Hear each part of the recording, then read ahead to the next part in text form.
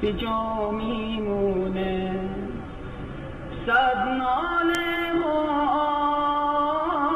از غصه جانتا رفت آن ربیعی آن فخر کرمانشاه، شد بهر دین قربان خونین چو عثمان. صبری بده رب در سوگ یاران، میرن آدم از اونا فقط خاطره هاشون به جا میمونه. میرن آدم از اونا فقط خاطره هاشون به جا میمونه.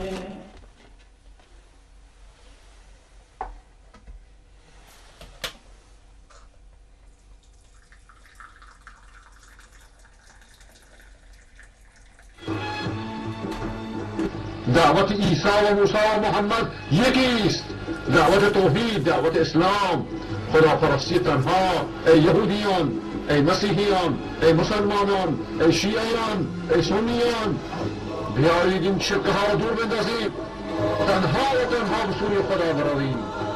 حرف شیادان دینی رو، کلاشان امامتراش و قارپرتراش رو دور بندازیم. مسلمانم و با شهامت، غیرت و جرأت و هم شجاعت، این هدف در ره دین و ایمان، عاقبت یا ظفر یا شهادت، عاقبت یا ظفر یا شهادت. این حقیقت بدان ای مسلمان، شد فدا جان فاروق و عثمان.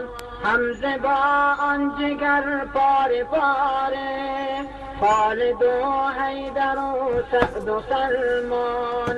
حمزه با آن جگر پاره پاره، خالد و حیدر و سعد و سلمان. 100,000 جوان لالگون شد، این زمین بهرشان رنگ خون شد. بهترین بندگان و رسولان، اشک و خون محمد برون شد، اشک و خون محمد برون شد. بهترین بندگان و رسولان، اشک و خون محمد برون شد. بانگ تکبیر و زد اقتدار من است، اقتدار من است. جام شهد و شرف افتخار من است، افتخار من است. دین احمد غریب و حزین است، ناله ها در جهان پرطنین است. در شمال و جنوب شرق و هم غرب، دین حق را خطر در کمین است. هم مغم مسلمان مقام است، ثروت و کاخ یا پست و نام است. هم مغم مسلمان مقام است، ثروت و کاخ یا پست و نام است. خواب و غفلت سراپا فتاده، فتح و پیروزیش هم حرام است، فتح و پیروزیش هم حرام است. غیرتت ای مسلمان کجا رفت، شوکت و عزتت در فنا رفت. گر صحابه ببودن در اینجا، نام ذلت به باد هوا رفت. بیش از این تا بکی در جهالت، تا بکی خواب در این حقارت. بیش از این تا بکی در جهالت، تا بکی خواب در این حقارت. زنده کن دین بر حق احمد. بسم الله الرحمن الرحیم. ان الحمد لله نصلي ونسلم على رسول الله وعلى آله وصحبه ومن والاه. نشهد أن لا إله إلا الله وحده لا شريك له إقرارا بربوبيته وإرغاما لمن جحد به وكفر. ونشهد أن سيدنا محمدا صلى الله عليه وسلم سيد الخلق والبشر، ما اتصلت عين بنظر وما سمعت أذن بخبر. اللهم صل وسلم وبارك على سيدنا محمد وعلى أهل بيته الطيبين الطاهرين وعلى أصحابه الغر الميامين أمناء دعوته وقادة ألويته ووزراء دولته وأوصياؤه في أمته، رضي الله عنهم ورضوا عنه، وعلى من اتبعهم بإحسان إلى يوم الدين، إرغاما لمن رفض وابتدع. اللهم اجعلنا من المتبعين لهم بإحسان يا أكرم الأكرمين. اللهم نور قلوبنا بالعلم وسهل أخلاقنا بالحلم، واجعلنا ممن يستمعون القول فيتبعون أحسنه. اللهم يا من هو أقرب إلينا من حبل الوريد، يا فعال لما يريد، يا من يحول بين المرء وقلبه، حل بيننا وبين من يؤذينا ويتآمر علينا ويكذب علينا بحولك وقوتك. إنا نجعلك في نحورهم ونعوذ بك من شرورهم، يا كافي كل شيء ولا يكفي عنه. اكفنا ما يهمنا من هموم الدنيا والآخرة، إنك على كل شيء قدير وبالإجابة جدير.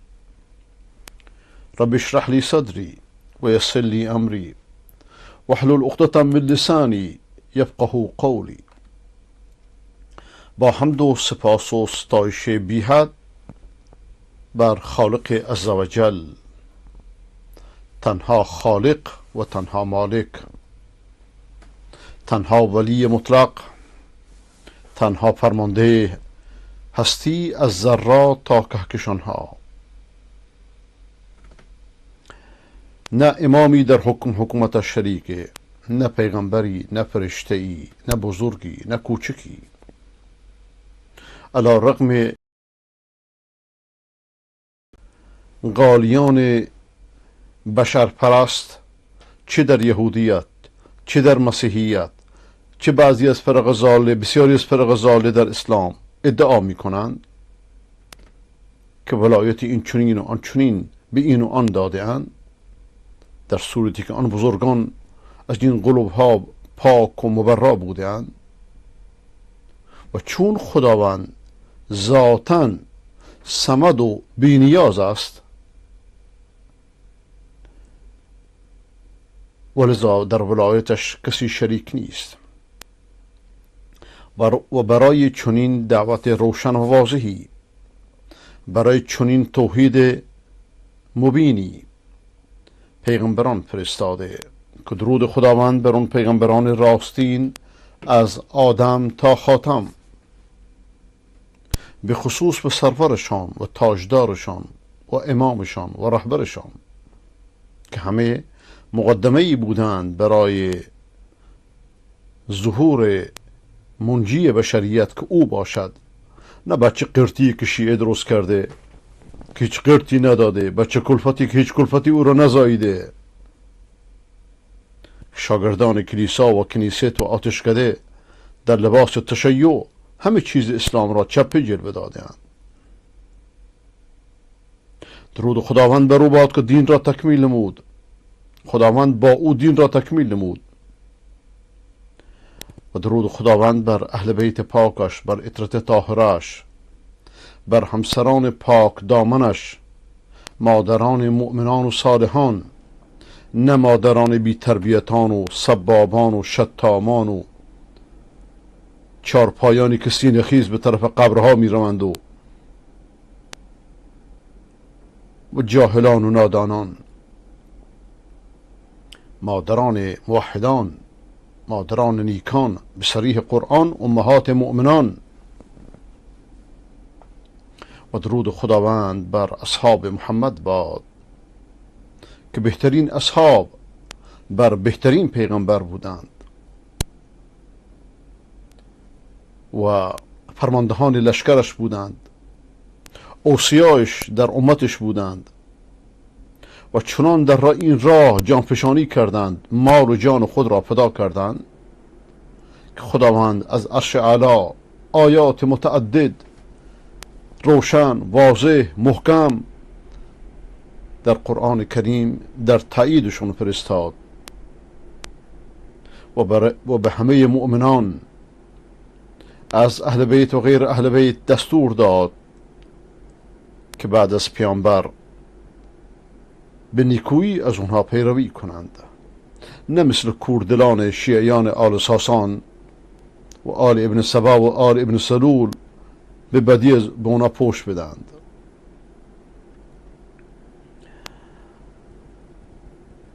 خداوند ما و شما را از پیروان و رهروان نیک پیامبری بگرداند که برای شاگردانش توصیه دوستی و محبت نموده است، همچون که قرآن این توصیه را نموده. و با عرض سلام و ادب شما بینندگان ارجمند در سراسر گیتی از مؤمنان و صالحان و حقجویان و منصفان از خداوند متعال تقاضا دارم که در این اوقاتی را که مشرف به خدمتتون هستم، آنچه را که برای اصلاح قلوب و افکار و رفتار و گفتار و کردار و خانواده و جامعه و اصلاح دنیا و آخرت من شما مفید است، خداوند جل جلاله و منواله به لطف و مرحمت خودش آن را بر قلب و فکر و زبان بنده بتاباند و جاری نماید. و شما سروران ارجمند را و شما برادران و خواهران محترم را و شما فرزندان عزیز را از کسانی قرار بدهد که سخن را به خوبی میشنوند و بهترینش را برمیگزینند. بهترین سخن خداوند است و بهترین راهنمود محمدی، راه محمدی. در شرح بهترین سخن رسیدیم به آیه شریفه 19 و 20 از سوره یوسف علیه ولا نبینا الصلاة والسلام. و خدا را شاکریم که به من شما توفیق داده که برگرد بهترین سخن زانوی ادب بزنیم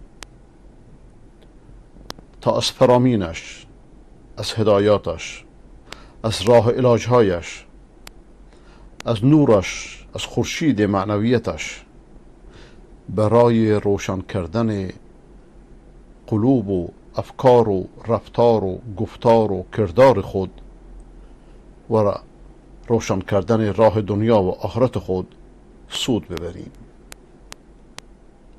و در این شبستان تاریک که شب تاریک و بیم موج و گردابی چنان حایل، کجا دانند حال ما سبکباران ساحل ها، در چنین شبستانی که اهل کفر و اهل شرک دست به دست همند و با دنیا بازی می کنند، چنین کار عظیمی ممکن نیست مگر با فهمیدن قرآن. در شرح بهترین سخن شکر خدا که رسیده به این آیه شریفه. امروز فکر کنم جلسه دوم را روی این آیه مبارکه میگذرانیم. تلاوتش را بشنویم بعد از اون ترجمه و تفسیرش را.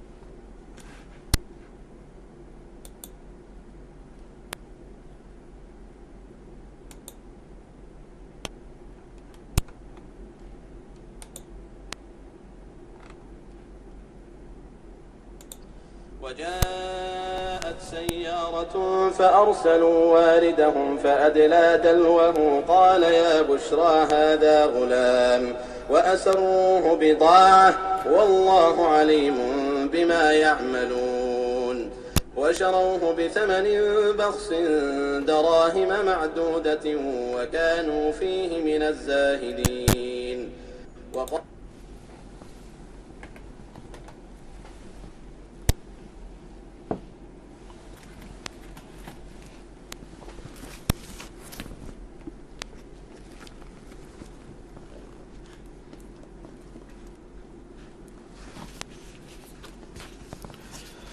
به چاهی که افتاد یوسف در آن،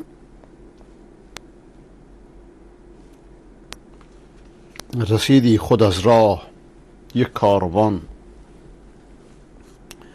همی کرد سقا بر آن سو شتاب، که از چاه بیرون کنند سطل آب. که آن سطل بیرون کشیدی ز چاه، چه دیدی غلامی به خوبی ماه. بگفتا بشارت تو را ای غلام، بیرون بجستی خود از این ظلام. نمودند آنگاه یوسف نهان، که سودا نمایند با پول آن. هر آنچه نمایند مردم بکار، بر آن است آگاه پروردگار. این کردلان میگن امام آگاهه. چو اخوان بدیدند آن ماه نو، که در نزد آن کاروان بود گرو. به اندک بهایش بفروختند، که خود دل به یوسف نمی سوختند.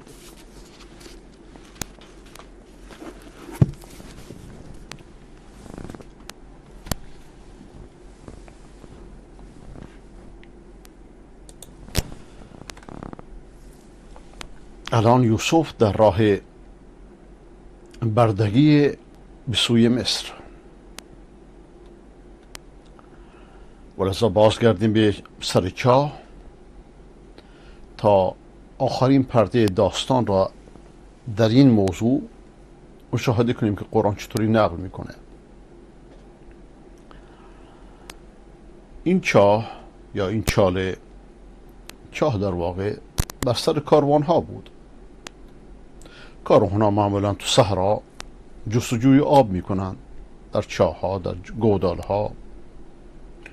آب و بارانی که میاد از گودال ها میارنش بیرون، ازش استفاده میکنن. و گاهی این گودال ها خشک میشه. و جاءت سیاره، قافله اومد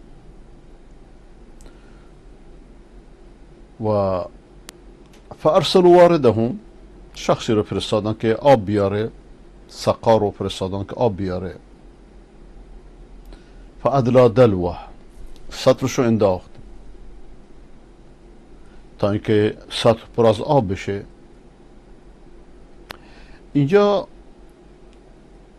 از سیاق آیه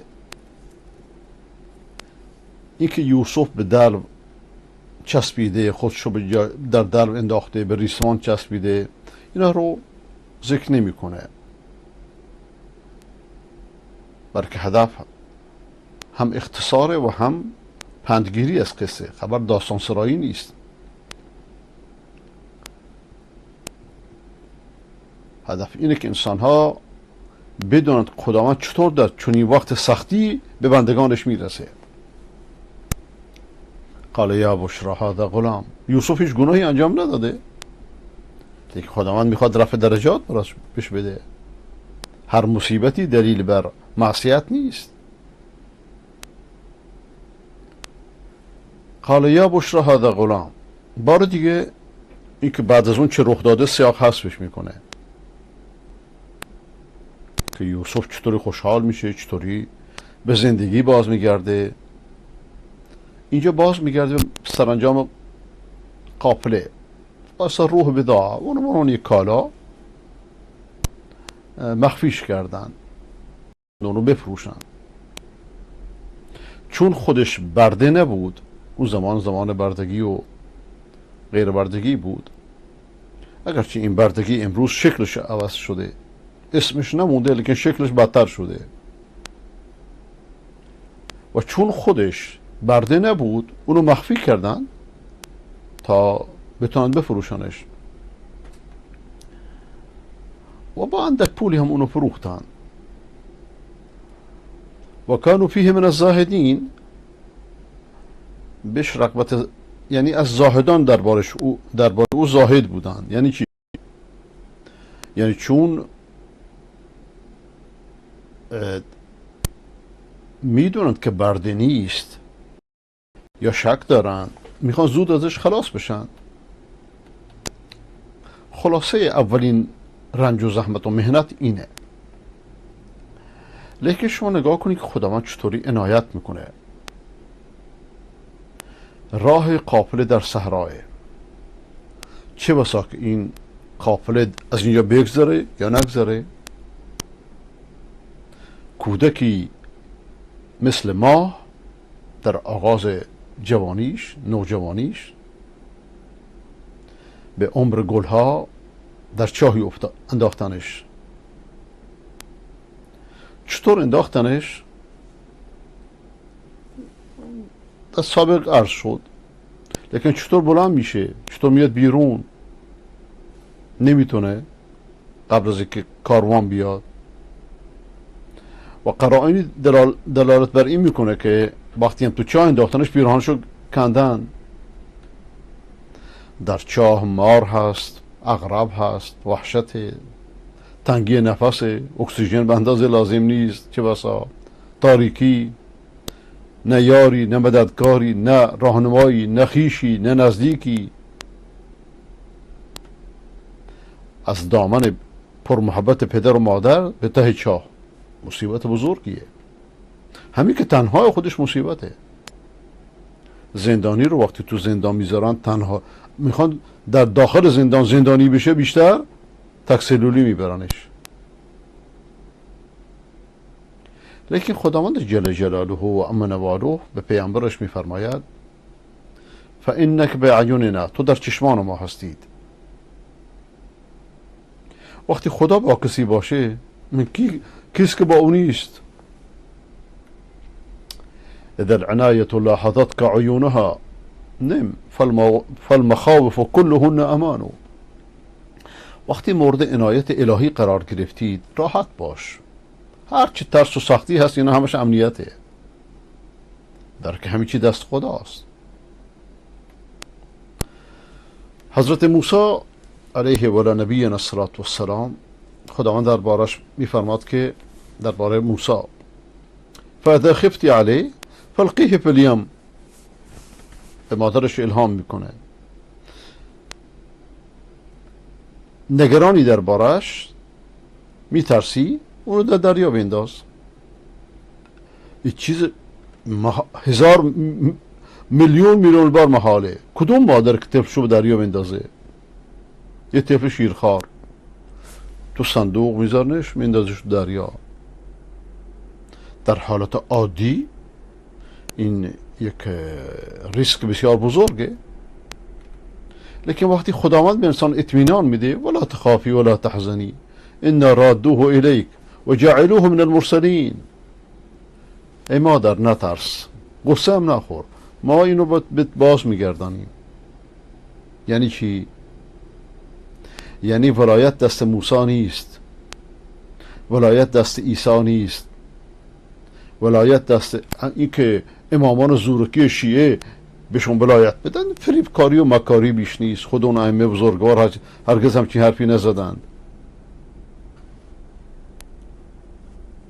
ان رادوه الیک، ما بازش میگردونیم و جعلوه من المرسلین، و اون از انبیا قرار میدیم.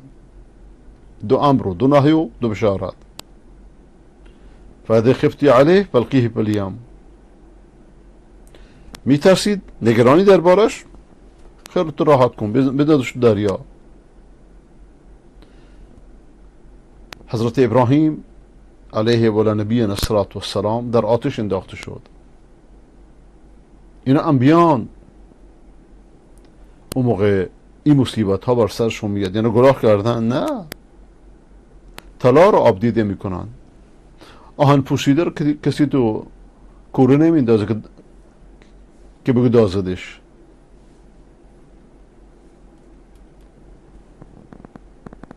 وقتی در آتش انداختنش، خداوند به آتش دستور میده قلنا یا نار کونی بردن و سلاما علی ابراهیم. ای آتش بر ابراهیم سردی و سلامتی باش. مفسران میگن که اگه خداوند میفرمود که بردن، فقط کونی بردن، فقط سرد باش، از شدت سرما میمرد. لیکن فرمود سردی و سلامتی باش براش. خب خدا همین خدایه، اله همین الهه، در هر زمانی موجوده. لیکن بیا همچین ایمانی پیدا کنید. اگر چنین ایمانی پیدا کردید، همچنین حفظی، همچنین رعایت رو از طرف خداوند خواهید دید. حضرت یونس علیه و نبی السلام به داخل شکم ماهی گرفتار میشه. تاریکتر از اونجا کجاست؟ تاریکی شکم ماهی نهنگ، تاریکی دریا وحشتناکه، و تاریکی شب. الان مصیبت بیشتر از این میتونی پیدا کنید؟ مصیبت پشت مصیبت. یک ذره هم امید پرش نیست. بعضی از مصیبت ها انسان آرزوی پرش داره. خدا نکردی که دکانش مثلا آتش بگیره، میگه خب بالاخره من مالی ضرر کردم، یه دکان دیگه درست میکنه، همین دکان دوباره درستش میکنه. یه مصیبته لیکن راه حلی هست. همسرش فوت میکنه، یه زن دیگه میگیره. شوهرش فوت میکنه، یه شوهر دیگه میگیره. فرزندش فوت میکنه، خداوند بهش فرزند دیگه چه بسا بده. فلان مرض رو داره، خدا نکرده مرض قند داره، بالاخره باش زندگی میکنه. و دستش قطع میشه، دست دیگهش هست. پاش قطع میشه، پا دیگهش هست. پای مصنوعی میذاره، خدا نکرده. لیکن شبانه در شب تاریک داخل شکم نهنگ و داخل دریا، در چنین وقتی فنادى في الظلمات ان لا اله الا انت سبحانك اني كنت من الظالمين. در این تاریکی ها، در این ظلمت ها، ظلمت شب و ظلمت دریا و ظلمت شکم نهنگ، در میان این، در این بهبوهه ندا کرد، فریاد زد که خدایا مشکل گشای جز تو نیست، تو منزهی است و من از ظالمانم. فاستجبنا له و نجیناه من الغم و كذلك ننجی المؤمنین. در این مصیبت گران استجابتش کردیم، دعاش قبول کردیم. دعاش توحیدی بود، دعای شرکی قبر پرستان و امام پرستان و عیسی پرستان و بت پرستان نبود. فاستجبنا له و نجیناه من الغم. دعاش اجابت کردیم و از غم نجاتش دادیم. چه غمی؟ و جالبتر از همه آخرشه، و كذلك ننجی المؤمنین، و این چنین ما مؤمنان رو نجات میدیم. اما شگرد و مکر بازیگران و هنرپیشگان معمم مدعی تشیع در اسلام اینه که همه این توحید را، همه این خداپرستی را، همه این اعتماد بر خدا را، این توکل بر خدا را به نام اهل بیت درست به ضدش مبدل کردن، به شرک مبدلش کردن. دشمن دوست نما را نتوان کرده علاج، شاخه را مرغ چه داند که قفس خواهد شد.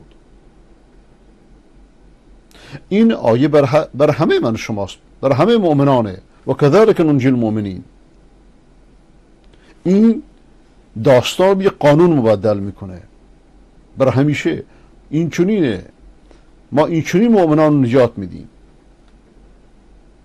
کیست که من شما در زندگیمون مشکل نداشته باشه، بحران نداشته باشه، سایه خدا نکرده مرض نداشته باشه، همین دعا رو بخونید، همیشه بهترین دعاست. سبحانك انی کنت من الظالمین. ای خدایا من از ظالمانم، توبه کردم، منو ببخش. اینو به خدا بگید، نه به مرده ها. همه مردگان از بزرگ و کوچک، همین که من شما بگیم خدا رحمتش کنه، به این نیاز داره. باز گردیم داستان. و جاءت سیارة فارسلوا واردهم فادلى دلوه قال یا بشرا هذا غلام واسروه بضاعة. وارد همون سقای که به آب وارد میشه و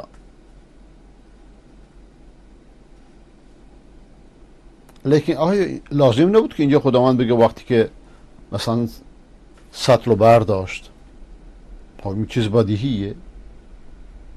ولذا وقتی که چیزی که بدیهیه نیاز به ذکرش نیست، انسان خود به خود میفهمه. بلاغت در ایجازه، در اختصاره. قال یا بشرا هذا غلام. یا بشرا هم میشه فهمید که یا بشرا یا خوشا به حالم، مژده بر خودم.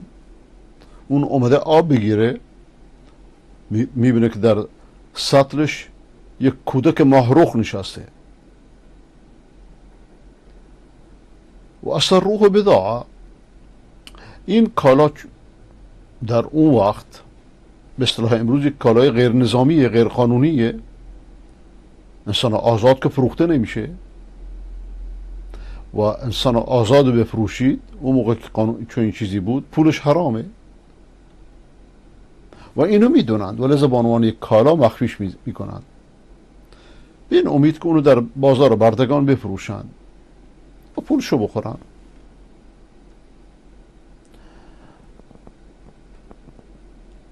و کیه که این کاروان اینجا فرستاد در این وقت؟ هیچ چیزی در این دنیا اتفاقی نیست. خداوند در چنین وقت مناسبی کاروان فرستاده.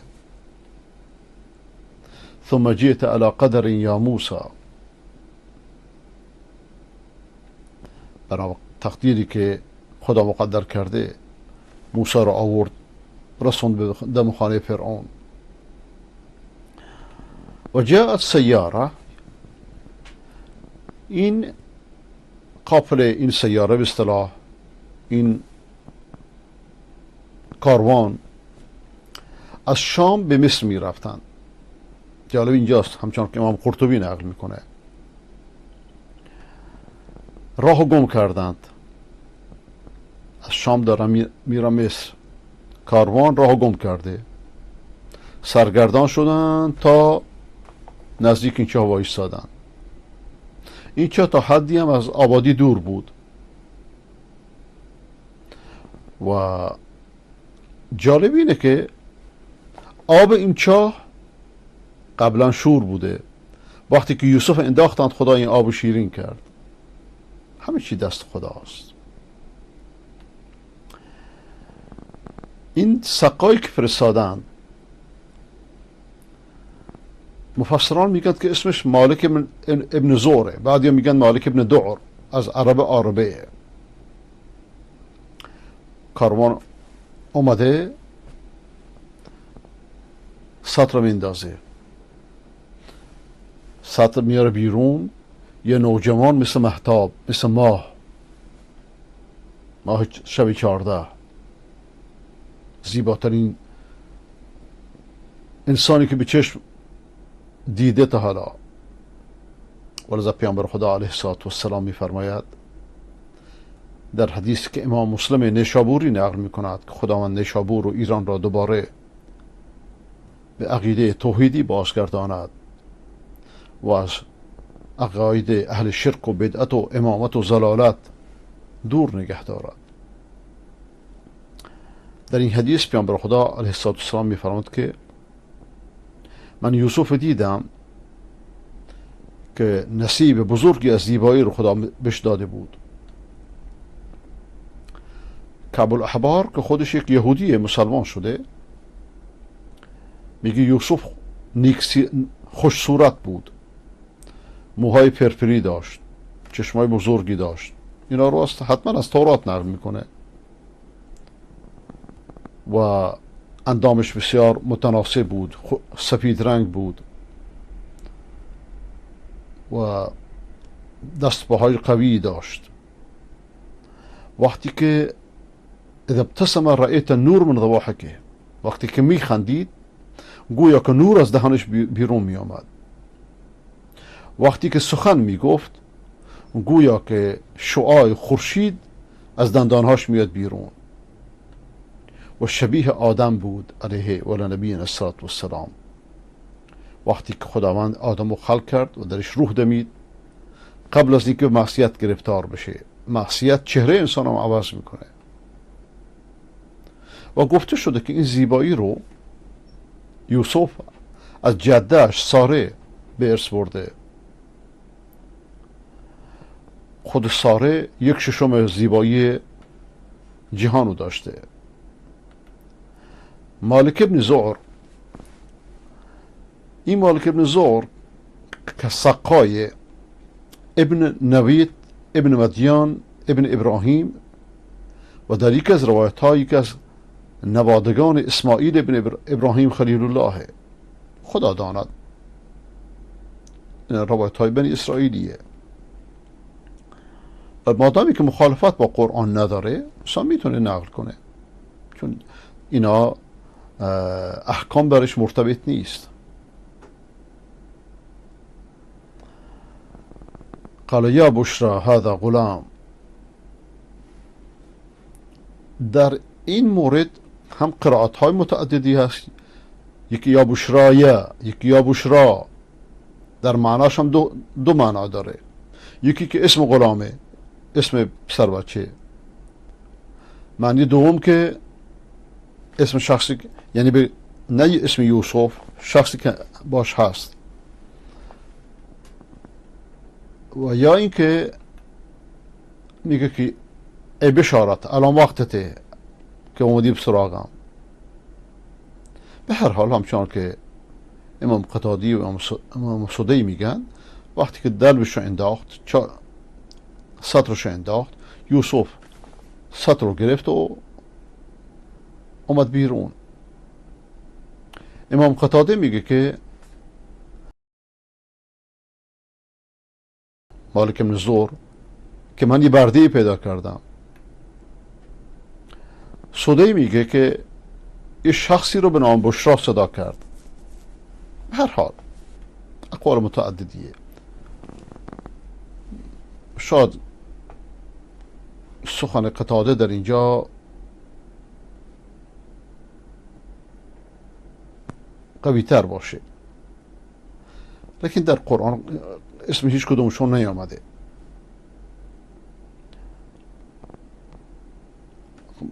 در قرآن معمولا اسما رو ذکر نمیکنه، خیلی نادر. مثلا به کنایه ذکر میکنه و یوم یعض الظالم علی یدیه، روزی که ظالم دستشو میجوه. اینجا مقصود عقبه بن ابی معیطه. یا بعدش یا ویلتا لیتنی لم اتخذ فلانا خلیلا، کاش من فلانی رو دوست نمیگرفتم. این امیه بن خلفه. و اسروه بضاعه، او را به عنوان یک کالا مخفی کردن. اینجا کنایه از یوسفه. اسروه واو جماعت مقصود برادرانشه و گفته میشه که چه بس این ضمیر ممکنه بازگرده به تاجرانی که اونو خریدن و گفته شده که اقوال زیاده در این مورد، نمیخوام سرتون درد بیاره. مجاهد میگه که مالک بن زور و همراهانش تاجر بودند. گفتند که این کالا رو ما از شام خریدیم، از اهل شام یا از اهل این منطقه از مصر. اینا چرا این حرف زدن؟ میترسیدند که رازش فاش بشه و به عنوان برده حساب نشه. حضرت ابن عباس رضی الله عنه روایت میگه که میفرماد که برادران یوسف اونو با اون یک کالا مخفی کردن. وقتی که اونا از چاه آوردن بیرون، برای که آمدن پیششون گفتن شما چیکار بدی کردید؟ این آوردی، این یوسف برده ماست. برادران و برادرشون میگن و به زبان عبری به یوسف گفتن یا اینکه اقرار کنی که تو برده ما هستی، تو رو به اینا بفروشیم، یا اینکه تو رو برمی‌داریم میبریم میکشیم. گفت باش، بردگی از کشتن بهتره دیگه. اقرار کرد و فروختنش. گفته شده که یهودا به یوسف نصیحت کرده به زبان عبری که حرف برادران تو گوش کن، تو رو میکشند اینا، اگه گوش نکنی تو رو میکشند. شاید خدا برات فرجی بیاره و از قتل نجات پیدا کنی.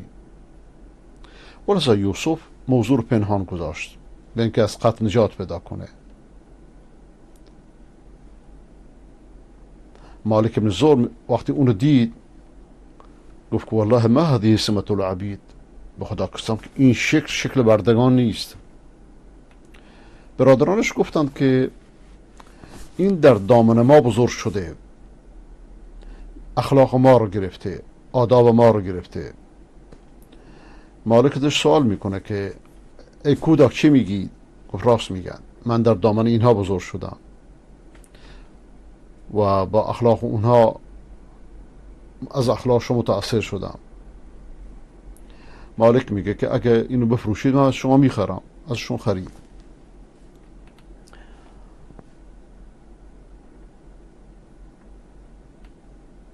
و امام ابن کثیر هم در اینجا یه قولی داره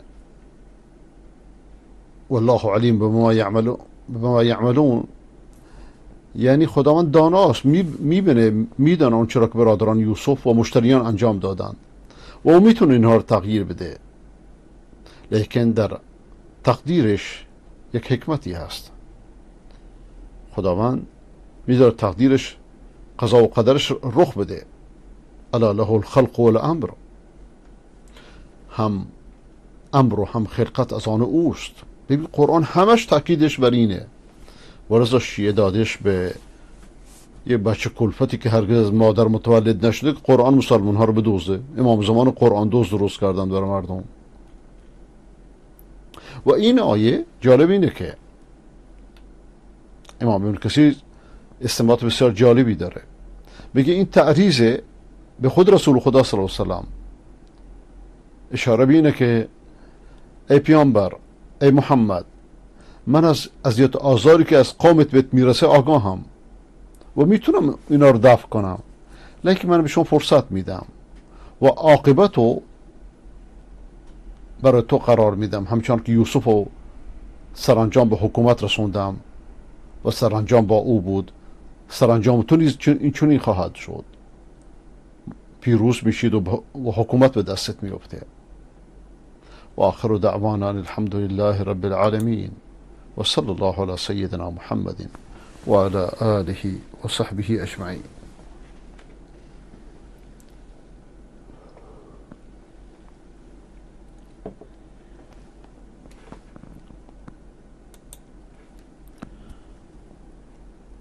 بریم سراغ کلیپاتون.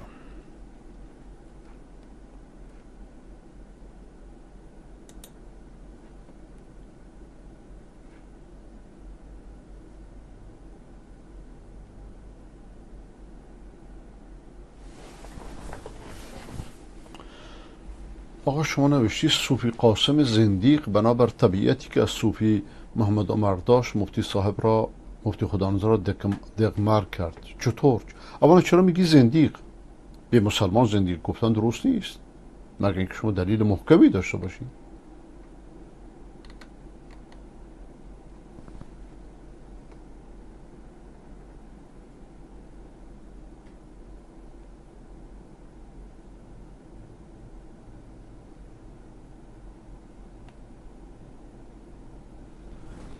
موضوع وفات مفتی خدانظر رحمت الله علیه از شخصی به زور زنش را گرفته بودند و او را به طلاق زوری مجبور کردند، چون طلاقی نمیفته و این بنده خدا به جبر و از ترس جانش زنش را طلاق داد.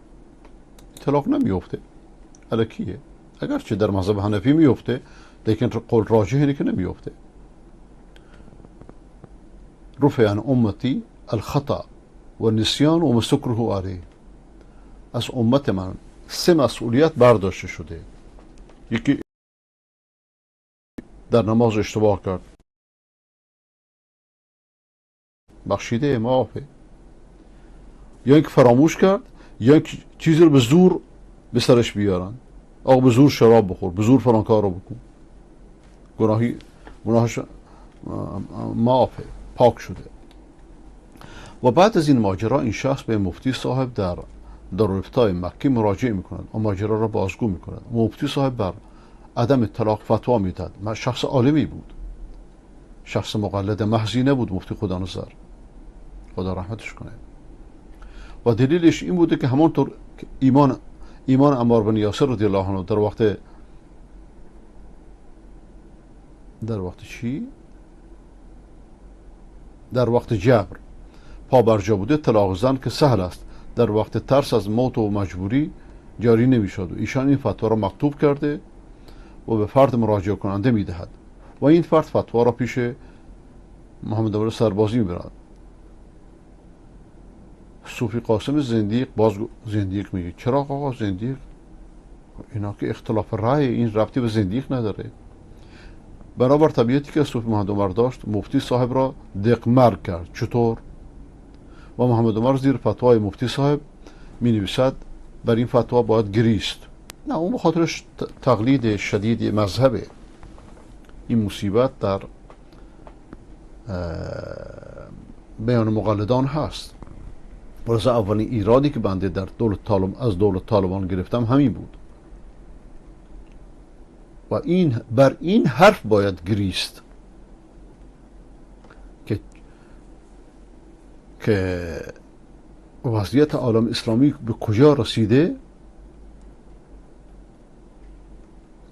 که نمیگم آزاداندیشی لایکی، لیکن عدم تقلید از یک رأی معین این چنین افسوس بخواد و با این نوشتهش فتوای مفتی صاحب را رد میکند و این فتوا به نوشته مولانا محمد عمر به مکه می آید و مفتی صاحب را صوفی قاسم امثالش در تنگنا قرار میدهند و جناب مفتی صاحب با چند دانشگاه اسلامی از جمله ازهر، شبه قاره هند در مورد این فتوا مکاتبه می نماید. آفرین.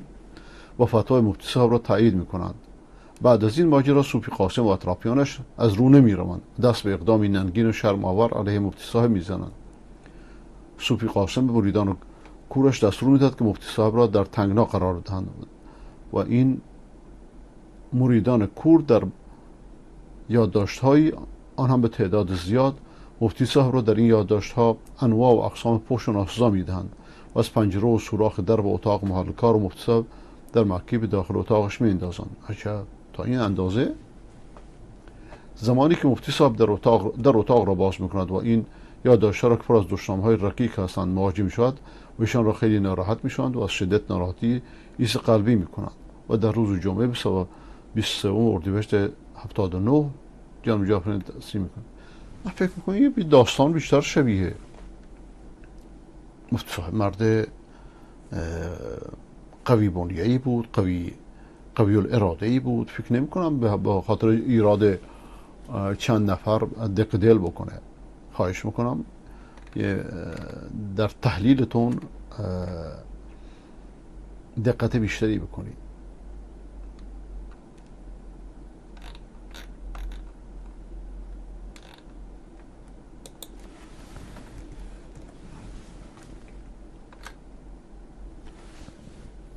آقای موحد سرحد. لطف کنید بنویسید شما عمرتون چنده. فکر کنم شما در ابتدا خودتون معرفی کردی ولی نوشته ها تو پاک، بعضی نوشته ها رو پاک کردی، بعضی ها هست.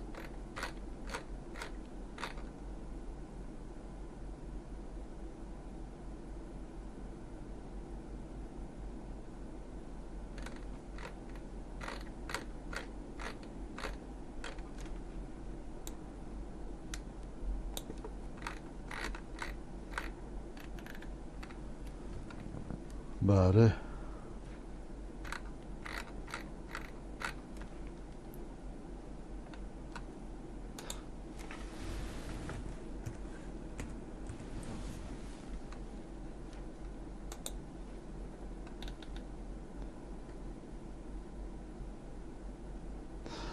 هل أنتم شيعة آل بيت علي أم شيعة آل بيت ساسان؟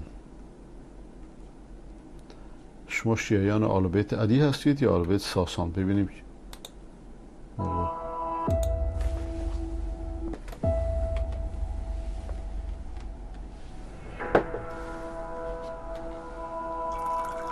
ولذا وإحنا يكون في علمك كل الآيات هيك بعد ما لا أبقي ولا أذر همه آیات بدون هیچ چیز رو به جا بذارم. كل الآيات التي استدل بها على مسألة الإمامة والولاية، همه آیاتی را که راجع به امامت و ولایت استدلال کرده اند كلها محفوفة بسياقات لا توافق عليه. همه این آیه ها در سیاق هایی هست در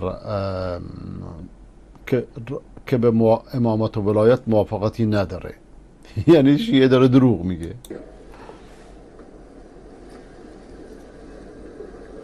آية الولاية وين؟ إنما وليكم الله، وشوفوها مرتبطة بأنه تتولى الآخرين أو لا يجوز تتولى الآخرين، اليهود والنصارى أهل الكتاب. آیه ولایت رو نگاه کنید، اصلا این راجع به چیست؟ یهود و نصاراست یا راجع به چیست؟ أبو عقاب اليوم أكملت لكم دينكم، وين؟ شوف قبلها شك وبعدها شك. اليوم أكملت لكم دينكم قبل و بعدش نگاه کنید.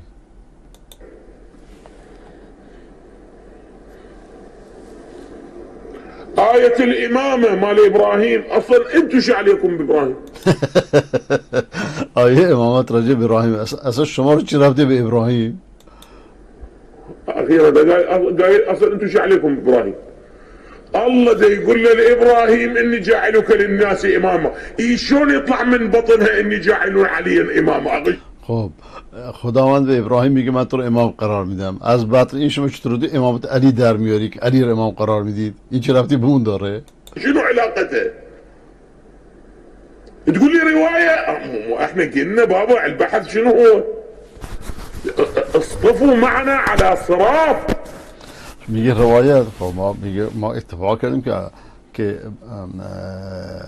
چطوری بحث بکنیم، اول بیرون از قرآن بعد میریم سراغ روایت ها. انتوا لو عندكم بحث روائي خلينا ندخل البحث الروائي. بحث روایی میخواهید؟ بحث روایی میکنیم، ولی فعلا بحث قرآنه.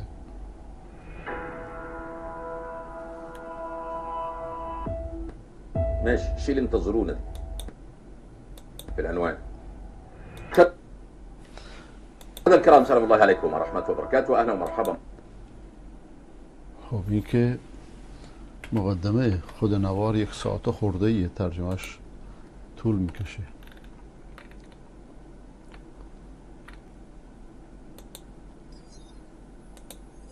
رئيس الجمهورية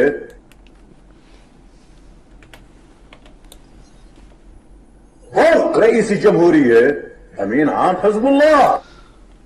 بالاتر از رئیس جمهوری رهبر حزب الله. فوق رئيس المجلس النيابي أمين عام حزب الله.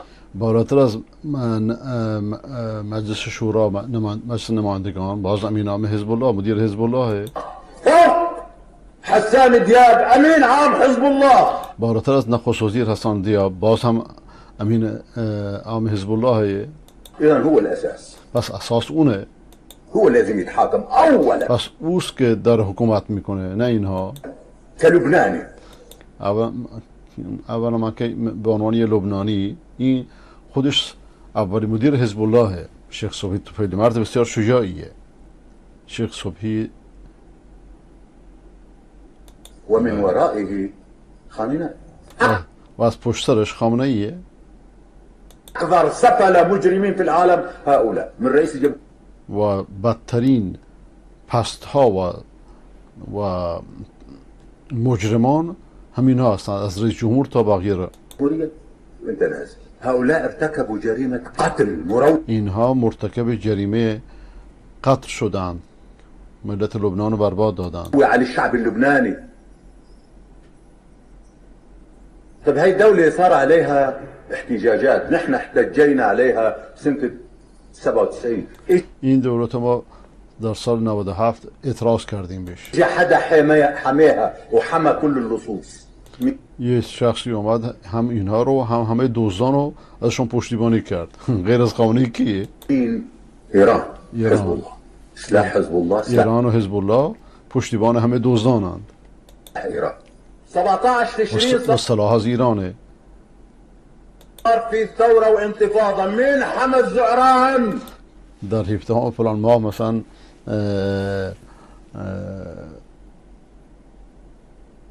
به اصطلاح تظاهرات شد. کی از لاطلوط ها دفاع کرد؟ إيران. إيران. سلاح حزب الله. وسلاح هذا حزب الله. السلاح الذي كان مقاوما این سلاحی که به عنوان مقاومت بود شده دفاع از دزدان صار بيد اللصوص و این سلاح به دست دزدانه، یعنی حزب الله دزده والخوانة. و خائنه.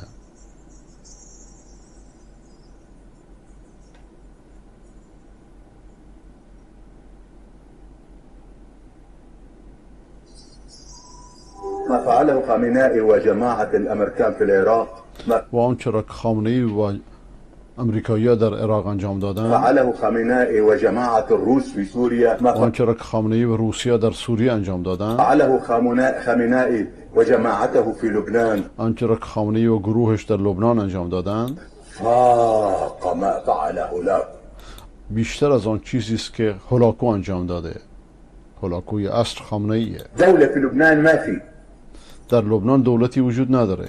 في عصابة قذرة. یک باندهای کثیفی وجود داره که حکومت میکنه. مجرمة باندهای کثیف و مجرمی که حکومت تتحكم میکنه. بالبلد. لا علاج. هیچ راه حلی هم نیست جز اعدامی مجرمان. یعنی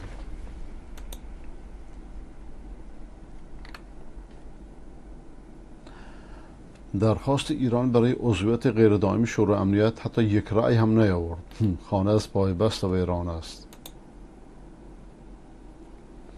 علامتی مهم از میزان انزوای ایران در عرصه بین المللی برای آنها که ادعای نفوذ در بعضی کشورها با صرف میلیاردها دلار از بودجه بیت المال دارند. درخواست ایران برای عضویت غیر دائمی شورای امنیت در رأیگیری هفته گذشته تنها یک رأی و آن هم خودش به خودش رأی داد. بله. رأی 5 عضو انتخاب شده: امارات 179، آلبانی 175، برزیل 181، گابون 183، غنا 185، کنگو 3، پرو 1، ایران 1. این علامت مهم و نگران کننده است از میزان انزوای ایران در عرصه بین المللی را نشان میدهد. حتی یک کشور مثل سوریه و لبنان و عراق و یمن و بقیه اینهایی که خرج میکنن هم یک رأی ندادند. بله.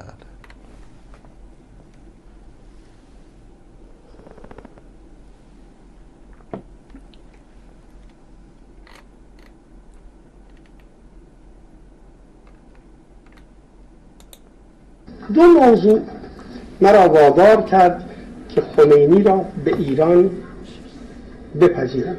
یکی راه دیگری نبود. راه یک بود فقط، که وقتی که از سرحد غرب وارد می شد بنده به ربیعی بگم طیارشو بزنم. هیچ راه دیگری نبود. حالا چرا این کار را من نکردم؟ حالا از نظر انسانی، از نظر حقوق بشر، از نظر اینها، خب من این کار البته نیستم، ولی دلیل دیگری داشت از همه مهمتر. 72 تن عرب با اختلاف عقیدتی یا چیز در یک صحرایی در کربلا کشته شد. ما هنوز 1400 سال تو سر مغز هم میزنیم و میگیم که ای داد ای بیداد. اون وقت شما میدیدید که این مهدی که منتظرش هستن میگفتن همین بود داشت میآمد و این پسر شعر که من داشتم زد بیرونش کرد.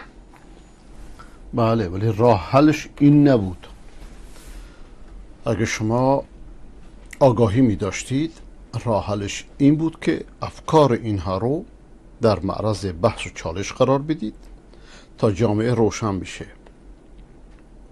فکر رو با فکر بهتر میشه معالجه کرد، نه با توپ تانک میشه معالجهش کرد و نه با تسلیم در برابرش میشه معالجهش کرد.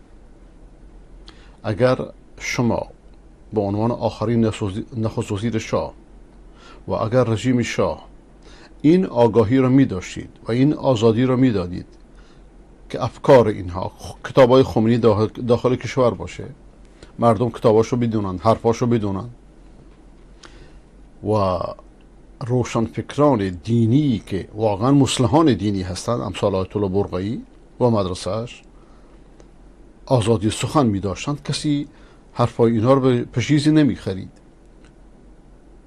لیکن شما اینها رو مهمتر کردید با ندانم کاری هاتون.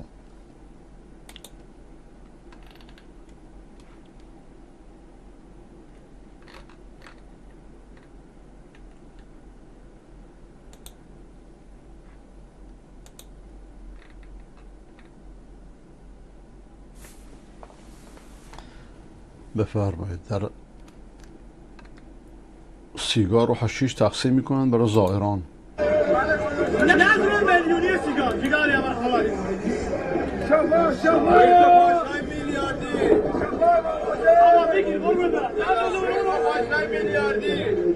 نشهش رو میکنن که تا مثل حیوان راه برن دیگه.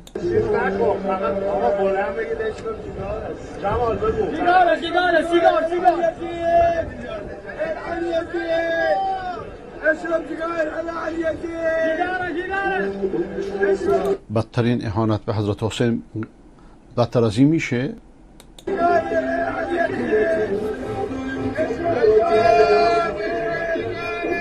رهبر کشور وقتی تریاکی باشه دیگه اینو حشیش هم تقسیم کنن کار چان مهمی نیست.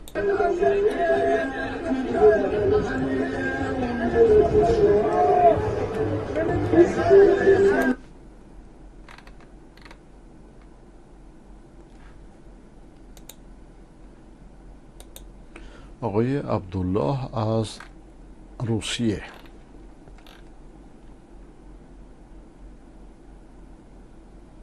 عالمان ربانی را چگونه بشناسیم؟ اونهایی که مردم رو به رب دعوت میکنن، نه با زبانشون بلکه با حالشون، نه با مقالشون. دو چهره و صد چهره نباشن، حق و در وقت حقیقت بگن، ظاهرشون مثل باطنشون باشه و هدفشون رسوندن پیام خدا باشه، چون این عالمانی وارثان انبیا هستند. آقای شریف نارویی: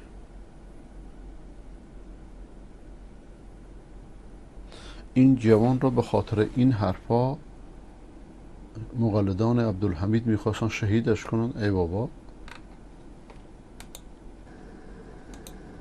السلام علیکم و رحمت الله و برکاته. به جناب آقای مولانا عبدالحمید حفظه الله، آقای مولوی عبدالحمید، آقای شیخ الاسلام، این کار مشمه جوان امتحان بلوچیه، مشه جوان دیدی به این که به بلوچستان و به کجا و کجا و کجا دیدی کشته که بیان تا واقعا این که ظلم بید، این که دیدی به مشمه ظلم بید، به مشمه هیچ امکانات نین، هیچ چیز نین، نه کجا میگه این همه ظلم به بلوچا میشه، چرا شما ساکتید؟ روانی اون بتن که وعده و غال و رنگین و دیگر داد چی که بمشمه بجز بدبختی و آوارگی و فلان و دیگر چی آورد؟ این که روحانی همه وعده داده جز بر آوارگی ما چه نتیجه داشته؟ شما که آقای رئیسیات به تو وعده داد، آقا به تو وعده داد تا وقت کار انجام نداده تا به چه کار نکنه آقای مولانا؟ تا به چه حق؟ ببین حتی حرف مردم هم داره خونشون به جوش اومده دیگه. جوان ها احتمالا خود زاهدانه یا سرحده، به هر حال لهجه سرحدیه. مردم ناراحتن که مولا مثل بید مثل بلرزه این طرف اون طرف، هر روز یه پوستی عوض کنه. آیا شما جوانن که نسل آیندان شما سوچ کرده؟ آیا از ما شما سوال کردید؟ ما که نسل جوانیم، شما از ما سوال کردید رفتید بینا رای دادید از طرف ما؟ شورای گفتید که شما راضی هستید که من چیا قبول کنین که به رای دهیم که آمده تا یک نفری اما یک ملت تیم؟ شما یه نفرید، ما یه ملتیم، چرا از ما نمیپرسید؟ از طرف ما رای میدید، مقصود اینه یعنی تا حق نداشته به جای ما تصمیم گیره، اما نلوچتن رای. شما حق نداشت که به جای ما تصمیم بگیرید. یعنی هیچ که اما فقط تیه برا گوشه کشتن تا پس سیته پا ما، اگر لوچت پس ما واقعا باقی مانه. شما پدر ما بودید، چرا این کارو کردید؟ اگه میخوای پدر بمونید پس دیگه یه کارم مکمل دوباره این کار انجام نده. نلوچن رای ده ما نمیخوایم رای بدیم. اصلا نلوچن رای ده، اما اصلا به حکومت چی اصلا اعتماد ندارم. و علیکم السلام و رحمت الله و برکاته. بله، یک جوان جرأتش از یک مولا بیشتر باشه، حیفه.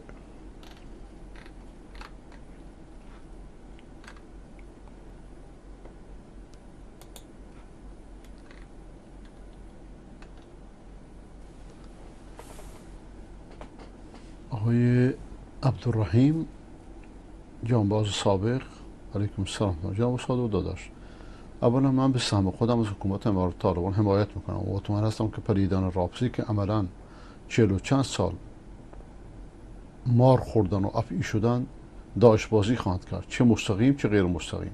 باید هوشیار باشند. در ثانی درست فرمودید که خطا و جرم و جنایت و دل آلوده و عمل تولید کننده درد و مرض و کینه علیه بالله چهره آدمی رو کریه میکنه، مثل مصباح یزدی، خلخالی، لاجوردی و بقیه جک جنورها.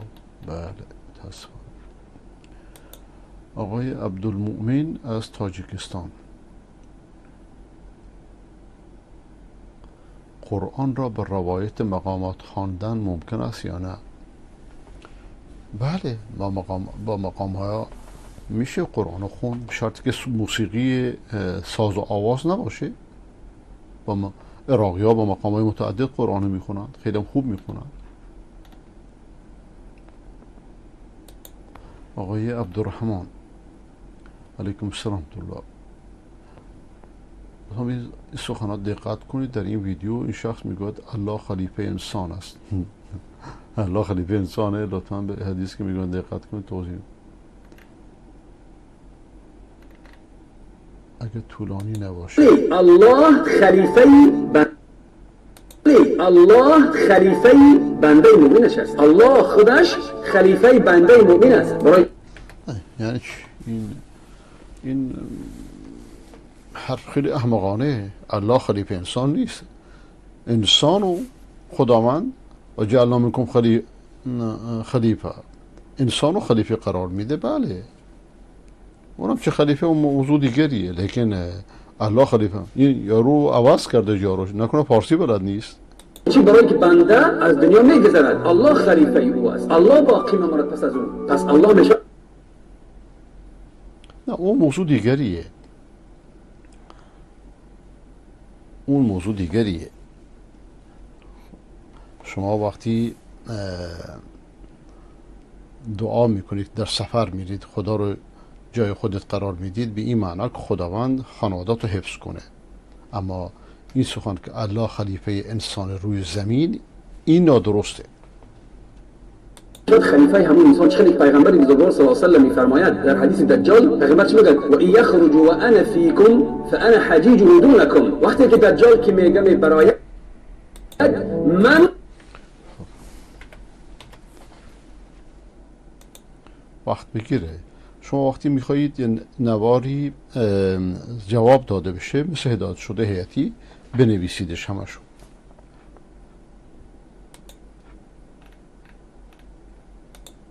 حنفی هستیم. امام ابو حنیفه مخالف رسول علیه السلام را لعن و نفرین کرده. اینا باید بگن که ما کرخی هستیم، حنفی نگوین خود را. به این خاطر اینها بر حدیث عمل نکردند. الان به خاطر همین اصول اینها به چند حیله احادیث پیامبر رد کردند. حیله اول، هر حدیثی که امام شافعی عمل بکنه اینا به اون حدیث عمل نمیکنه. و من اینجا مثال آوردم از نصب الرایه. نصب الرایه تالیف عبدالله بن یوسف زیلی رحمت الله علیه است، موت حنفی است. امام ابو حنیفه مخالف رسول علیه السلام را لعن و نفرین کرده. اینا باید بگن که ما کرخی هستیم، حنفی نگوین خود را. حیله شافعی عمل بکنه اینا به اون حدیث عمل نمیکنه. الرایه تالیف تعبیر میکند.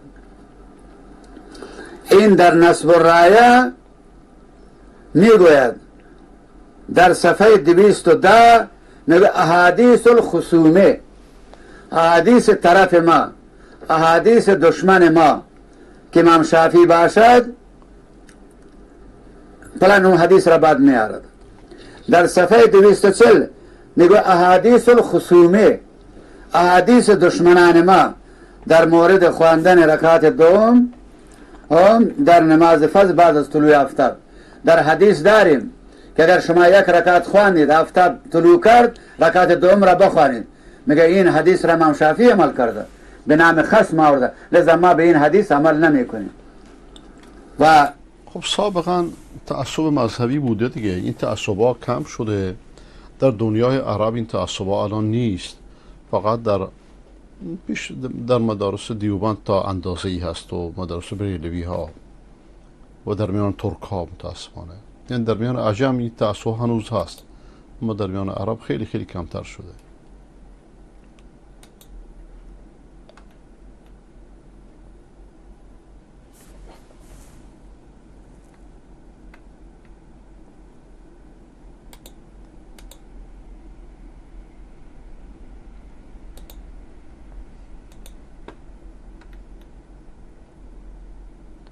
داستان مفتی کش را خوندمش، لیکن به شما نصیحت کردم که در حرفات دقت بیشتری بکن، باورش نکردم. آقای عبدالمجید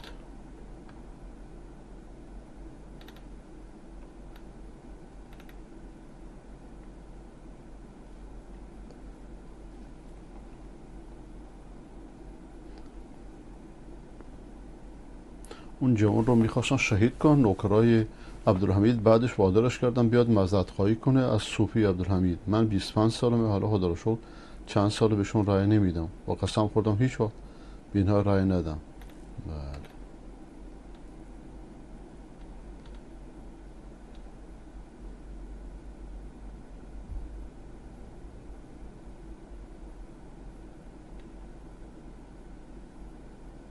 صاحب خانه در سیستان و بلوچستان پول پرداخت برق را نداشت و مأمور فرستادن تا برق خانه را قطع کند. صاحب خانه 2 پای مأمور را با تیر زد و گفت ما انقلاب کردیم برق مجانی بشه.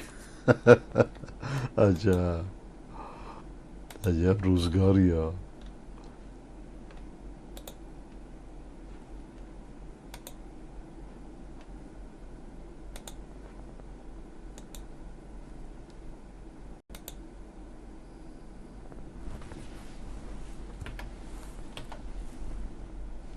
اینا مأمور بیچاره.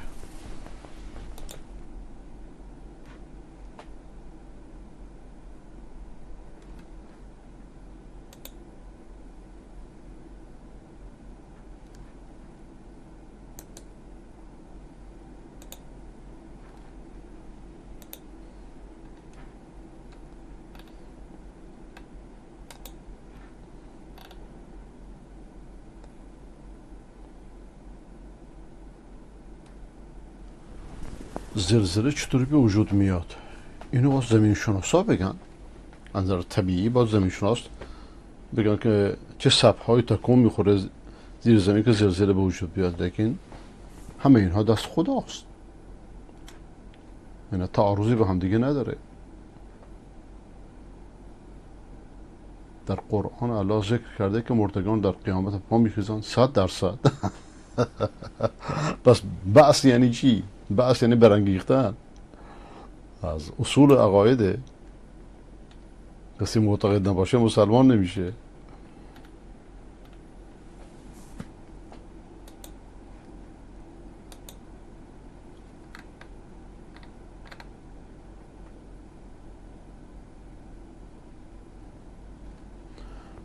قرآن خوندن با تجوید یسرا خانم از خاش، دختر کوچولو. اعوذ بالله من الشیطان الرجیم. بسم الله الرحمن الرحیم. الله لا اله الا هو الحی القیوم لا تأخذه سنة ولا نوم له ما في السماوات وما في الأرض من ذا الذي يشفع عنده إلا بإذنه يعلم ما بين أيديهم وما خلفهم ولا يحيطون بشيء من علمه إلا بما شاء وسع كرسيه. ماشاءالله، خدا برکت بده. از مراجع مدعی تشیع بهتر میخونه. یک، آقای عبدالحمید از چه جایگاهی در مورد مسائل سیاسی و بین‌المللی صحبت میکند؟ حق هر کسی است که صحبت کنه اگه بلندگو داره. اصولا دانش سیاسی ایشون چقدر است که با سخنان نسنجیده و صدمنی غاز اهل سنت را مضحکه خاص و عام قرار کرده. بله، این سخن درسته، متاسفانه. قسمت دوم درسته.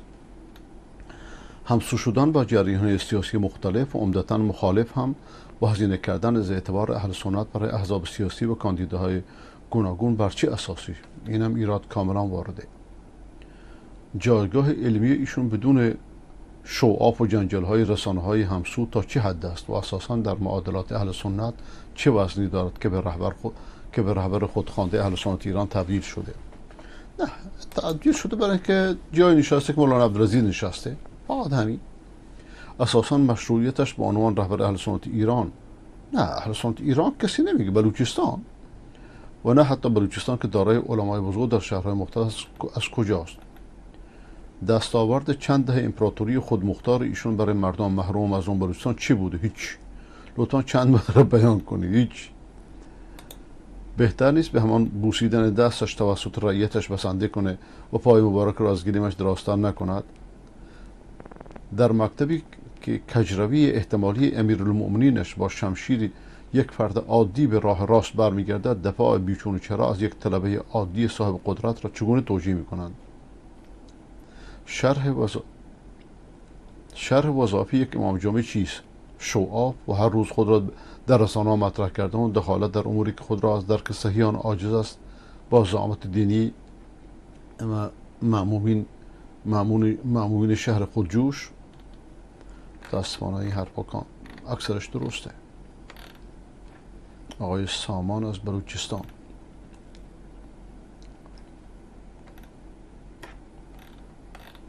دولت این مجال پیدا کرده، داده بهش، برای که کسی پیدا بشه که حق و حقوق بخواد.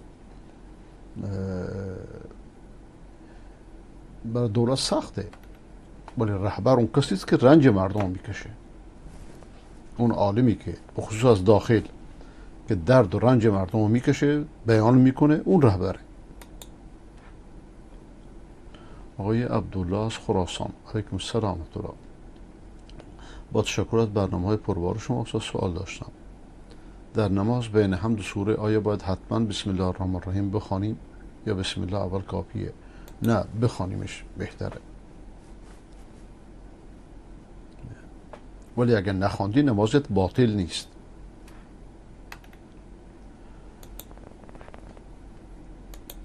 شخصی که شما از افغانستان هستی، شماره تلفن از افغانستانه.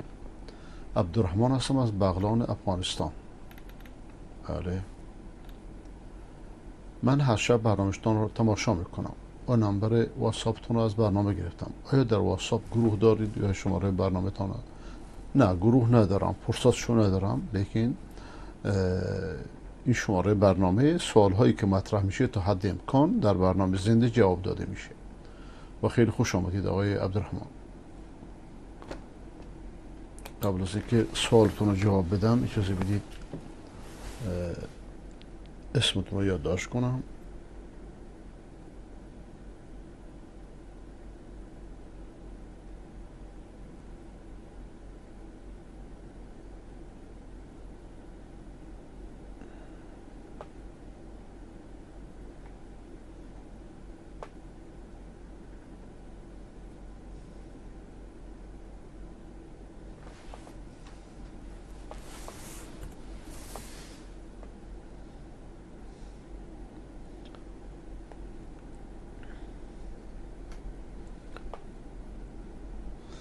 آقای عبدالرحمن از بغلان.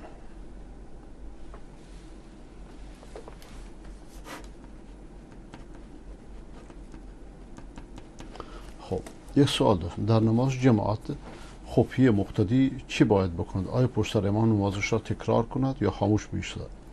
در مذهب حنفی باید خاموش باشه، در مذهب جمهور باید بخونه و رأی جمهور در اینجا قوی تره، بخصوص رأی مالکیه در این مورد قوی تره.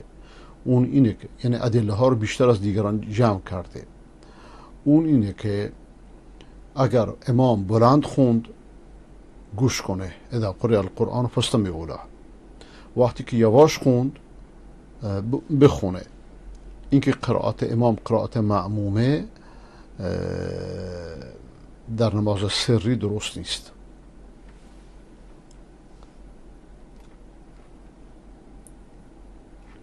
لیکن آیا حنفیایی که فاتحه نمیخونن نمازشون باطله؟ نه. چرا؟ اگرچه ادلهشون ضعیفه، برای اینکه از یک امام مذهب و مقتدای یک مذهب پیروی میکنن.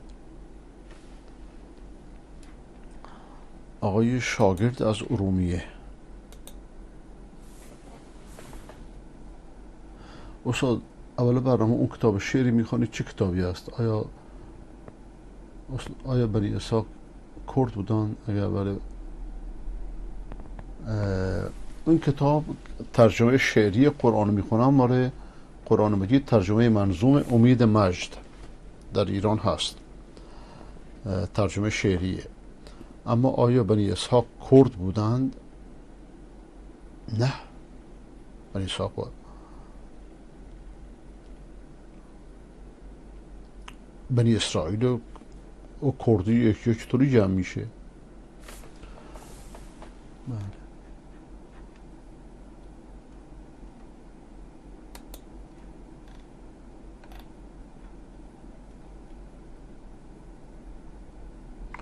آیا پیامبر خدا صلی الله علیه و آله در زندگی مبارکش اشتباهی داشته؟ در مورد وحی نه، در مورد دین نه، برای خداوند حفظش کرده. لیکن در مورد دنیا بله، در مورد دنیا تو اشتباه. چه اشتباهی؟ یعنی حسنات الابرار سیئات المقربین. یک بار گفت که مثلا این که شما نخلها را گرد افشانی کنی این شما را بی‌نیاز نمیکنه. وقتی نکردن دیدن خرما نیامد، گفت که نه، من وقتی از دین میگم از وحی، انتم اعلم به امور دنیاکم، شما در امور دنیاتون اعلمید از من، آگاهتری. یه چونی مسائلی یعنی. یا وقتی در جنگ بدر دشمن وقتی که وایستادن، یکی از صحابه پر عرض کرد که ای پیامبر خدا، اینجا که شما نشستید وحی یا رأی؟ گفت نه وحی نیست. گفت اگر رأی پس رأی من اینه که ما سر چاه آب بشینیم، آب از بگیریم که دشمن بیشتر در مزیق قرار بده. حرفشو گوش کرد، همین کار کرد.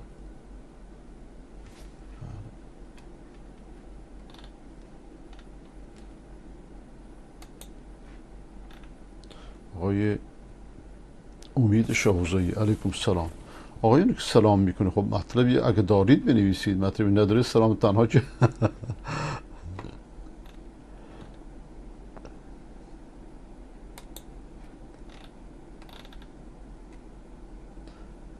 کودک بلوچ که نمیداند ایران کجاست و شناسنامه هم ندارد. بله متاسفانه. ایرانی نیستی؟ یعنی اهل ایران باشید.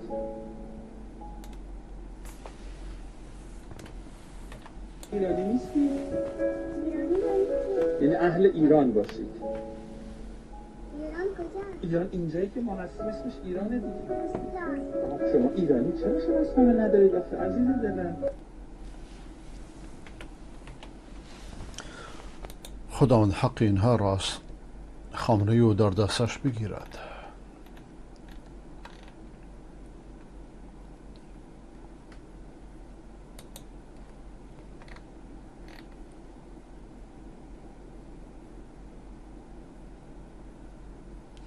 لطفا جواب بدید و منو یادداشت کنید تا داستان هدایتم رو براتون بنویسم، منو اضافه کنید.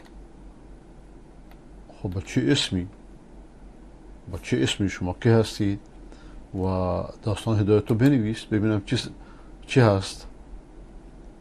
آقای ابوالفضل هدایت شده. خدا خوش شما ببینیم. خدا یا زالت از ما مردم افغانستان ببینیم برادرای خمسه کنیم خانه دنید گز ولایت قندهار.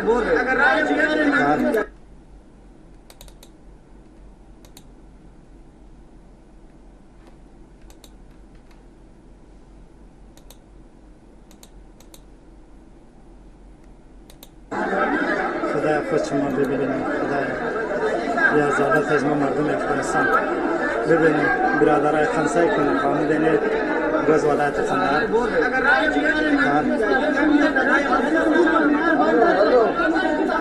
نظرم شرح بده این چیه. اول شرح بده این چی هست، موضوع چیه اصلا.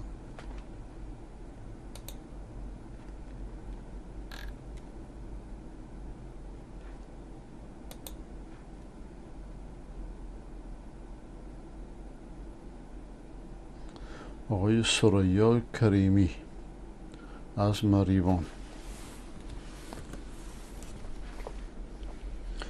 خیلی خوش آمدید.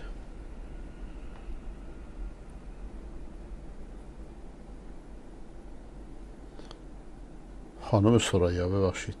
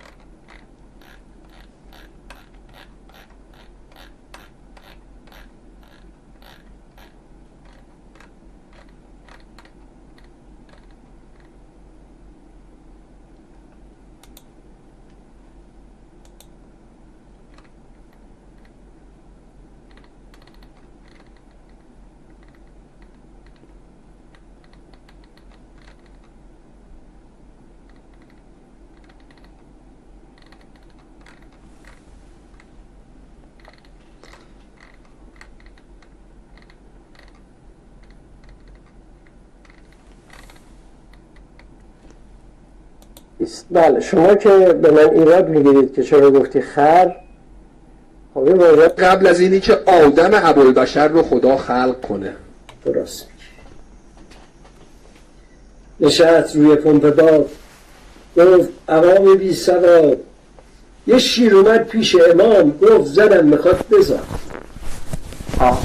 حضرت فرمودن این شیر من وقتی که با من صحبت کردن اینو گفتش که تو امام زمان منی، تو موسی بن جعفری، زن من باردار است.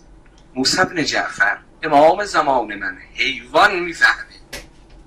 ای باریکالله به او حیوان که امام زمانش رو درک داره. بعد عرضه داشتش که حضرت فرمودن به من گفت تو امام زمانمی، جایی ندارم برم. حضور اولتون که عرض کنم کجا برم؟ اومدم در خونه شما رو تو بیابان پیدا کردم. دعا کنید همسرم راحت وضع حمل بکنه. راست میگه. رفت و نشست رو کلید گفت شنیدید یزید نشسته بود جیش بکنه اغلبه اونجاشو گزید. رفت جایی عجله کمال اقرار بکنه دقت کرد که نشست اغلبی بود و حالت تناسلیش یزید. گفتم آره تو راست میگی. نشست توی طیاره گفت تو بهارالانواره دستای پیغمبر ما لوله کشی آب داره. یه وقت دیدن خاتم الانبیا فرمودن یغلبی ها رو بیاری، سفلا رو بیاری. 10,000 نفر آمدن دور پیغمبر. گوشاتونو وا کنین 10 تا انگشت مقدسش خاتم الانبیا اینجوری باز کرد. از هر انگشت پیغمبر مثل یه شالوله آب شیرین خوشگوار سرد. تو راست میگی. رفت توی دیگه چودن گفت ملائکه میگن خربوزه سنی شد ولی آدمجونا شیعه شدن. خربوزه ها رو تهیه کرد و آورد محضر آقا امیرالمومنین. حضرت فرمودن خربوزه ها رو قاچ بکنید. قاچ کردن گذاشتن جلو مولا.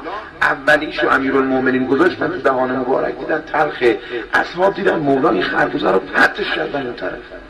خربوزه بعدی شیرین گواراست. حضرت فرمودن میل کنید. اصحاب سوال کردن گفتن آقا حکایت چه حکایتی بود؟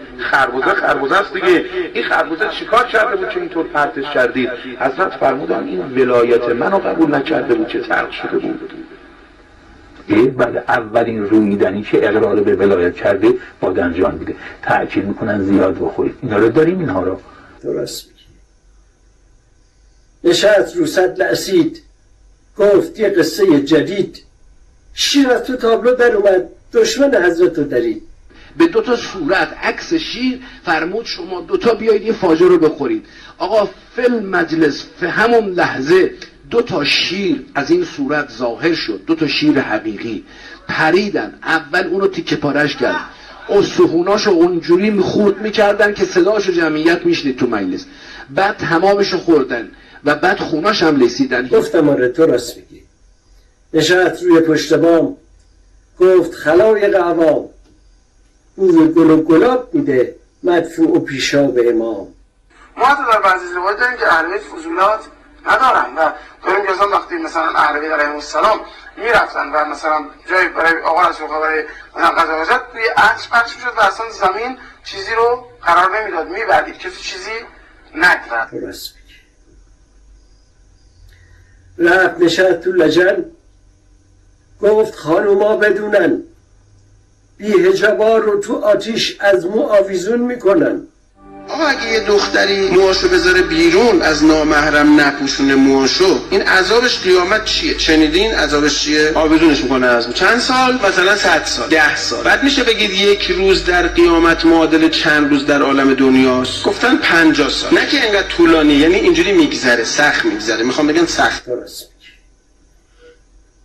نشست رو شیشه لیموناد گفت به حق من یکا این رعد و برق آسمون از غضب علی میاد.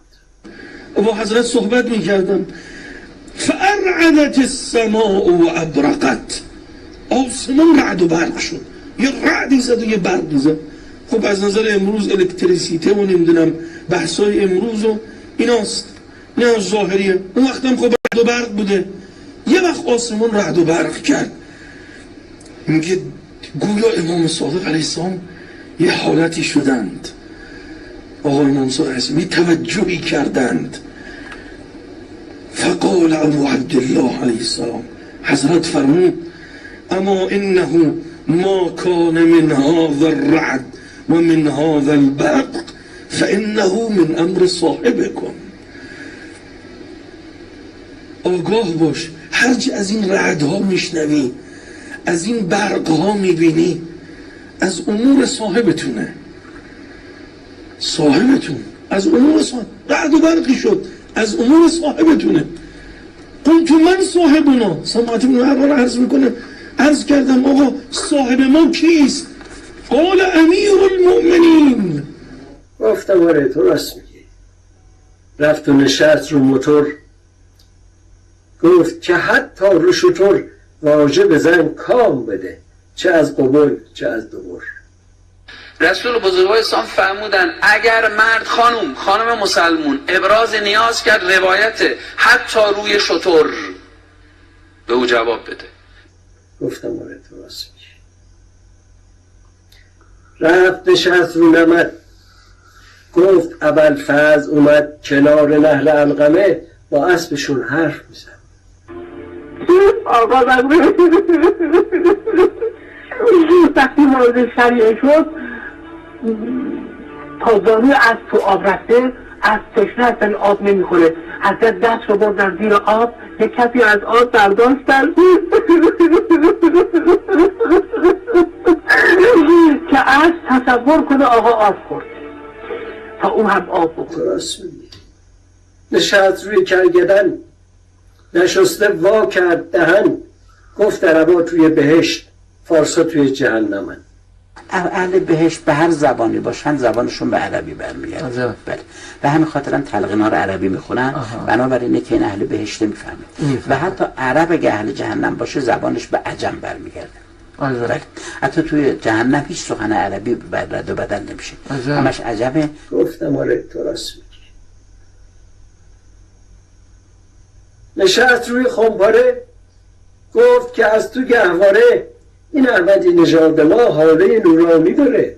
یه آخر چون کنم یه نفر اصلا که همون جامعه صاحب گفت وقتی تو شروع کردی بسم الله گفتی من در اینجوری احاطه کرد رفتی توی اسم توی حساب تا آخر خودم احساس کردم احساس کردم که فضای دفعه نماز شروع اینجا.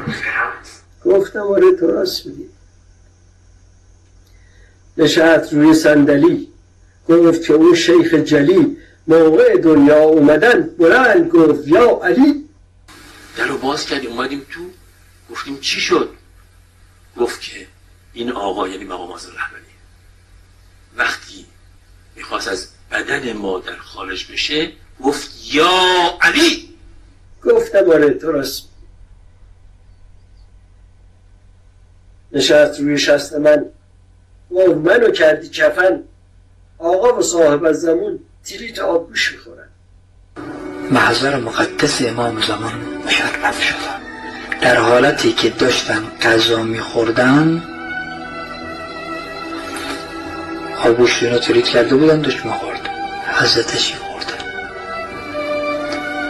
و از کاسه او خوردند. درست میگه. نشست روی فباره با هیکل بدقواره، گفت که خاکی کربلا سیلاب و بندش میاره. از مقرات این سیر چاپ و یوم حرمت مبارک حضرت سید الشهدا علیه السلام در روز ولادت حرمت مبارک در درست. رفت و نشست رو ستون، گفت که گشته رهنمون امام کاظم برای فضای اینترنتیمون. توصیه هایی دارن به عزیزانی که در شبکه‌های مجازی دارن فعالیت میکنن.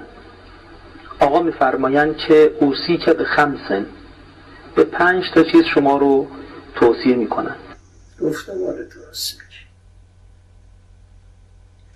نشست لابی سبزه ها گفت به دستور خدا شاش شتر سر بکشین برای دفع کرونا. امام صادق علیه السلام فرمودن که از ادرار شتر استفاده کن تا به راحتی درمان بشی و ادرار شتر میگه خوردم و همون روز درمان شدن. درست میگی. نشست توی سرسرا گفت اگر نشد دعا و روغن بنفشه و یک کمی هم برنسان. بله روغن بنفشه هم چه خاصیتی دارد، خیلی فواید دارد. فرماید دهن اللیل به خصوص در شب روغن مالی کنید. گفتم آره درست. نشست روی هندونه گفت که شیخ این گونه چشماشو وا کرد یهو رو سنگ مرده شد کنه. وقتی رو قسم میدادم که آرزو کرده به کاش آرزو از ما هم شفاعت میکنه. گفت تو این آرزو آمد دم چشماشو باز کرد. عجب یه نگاه مهربان کرد. آره درست میگی. نشست روی داشبورد گفت که سردار نمرد، موشک نخورده به ماشین علی بغل کردش برد. یکی از دوستان سردار که عقد اخوتم با سردار داره، وصیت سردارم دست ایشون بود و دفنشم با ایشون بود. آخوند مجسمه دروغه. ایشون میگفت سردار رو خواب دیدم بعد از شهادت، گفتم که موشک به ماشینت زدم چه حسی داشتی؟ فرمود که چند چه حسی داشت؟ قیمه شد، گفته شد چه حسی داشت؟ دقیقه قبل از اینکه موشک به ماشینم اصابت کنه امیرالمومنین بغلم کرد. یعنی بغلم. خرتر از این آخوند اونایی که گریه میکنند به خاطر دروغاش. از تو ماشین آورد بیرون، تو بغل علی بودم، اصابت موشک رو دیدم، اصلا دردی تحمل نکردم. یه راستم آقا با خودش منو برد وادی السلام. بله ملاحظه فرمودید که حالا من راست میگم به قول مزیوار. خب تو چرت و پرت گفتی که اون چرت و پرت داره بهت میگه. اگرم چرت و پرت میگم چرت و پرت میگی که چرت و پرت میگم، چرت و پرت نگو چرت و پرت نشنو. بله.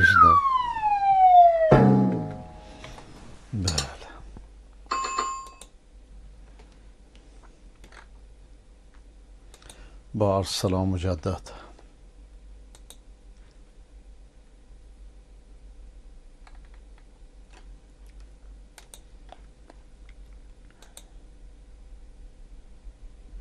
اردوی جدید بدخشان تکمیل شد. یعنی چی؟ مقصودتون چیه؟ آقای احمد از روسیه. معاون و سرپرست ولایت بدخشان هنگامی که سربازان قطعه ضربتی را با وظایفشان متوجه بود گفت تشکیل اردو حق هر کشور و ملت است. امارت اسلامی به خاطر تامین امنیت جان و عزت مردمش اردوی منظمی را جور میکنه و اردوی منظمی را در نظر دارد که بسازد، تنظیم بکنه. قسمی که شما امروز شاهد هستید که ما قطعه ضربتی را در ولایت بدخشان داریم. مطمئن باشید، مایوس نباشید که افغانستان اردوی قوی را دارا هست و از شما میتواند که دفاع بکنه.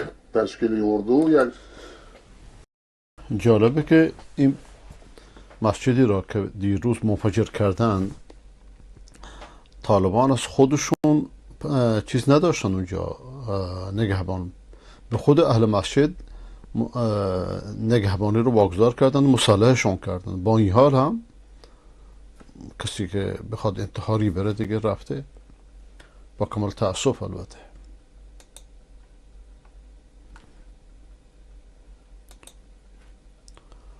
آقای احمد نعیم از تخار. علیکم السلام رحمت الله. من مریض هستم و شما میخوام برام دعا بکنید، خداوند شفاتون بده، هم شما را و هم همه مریضان مسلمان ما و شما را.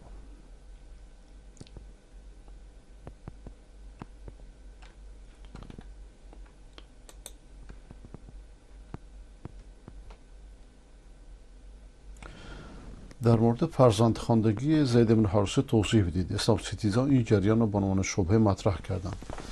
اینو در همون ایامی که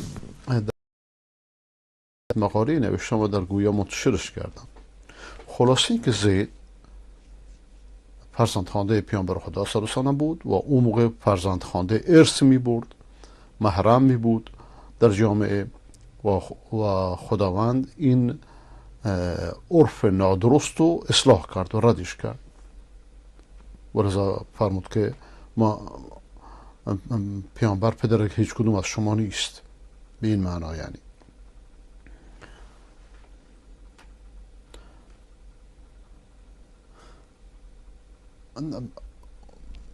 پیامبر با همسر زد نوز بر دل داد. اینا چرندیاته دیگه.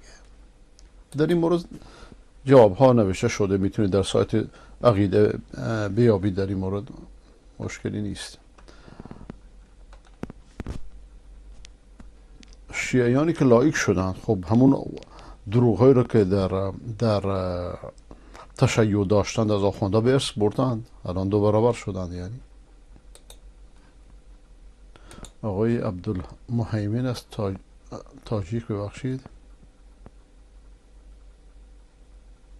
سلام علیکم دوران برکات استاد گرامی، الله مهربان عمرتان و برکت زیاد داده گردانده با سلامت دست شما بخرم. خیلی متشکرم از شما، سلامت باشید. در واتساپ بله میتونید سوالاتون رو مطرح کنید ولی جواب در برنامه زنده فقط.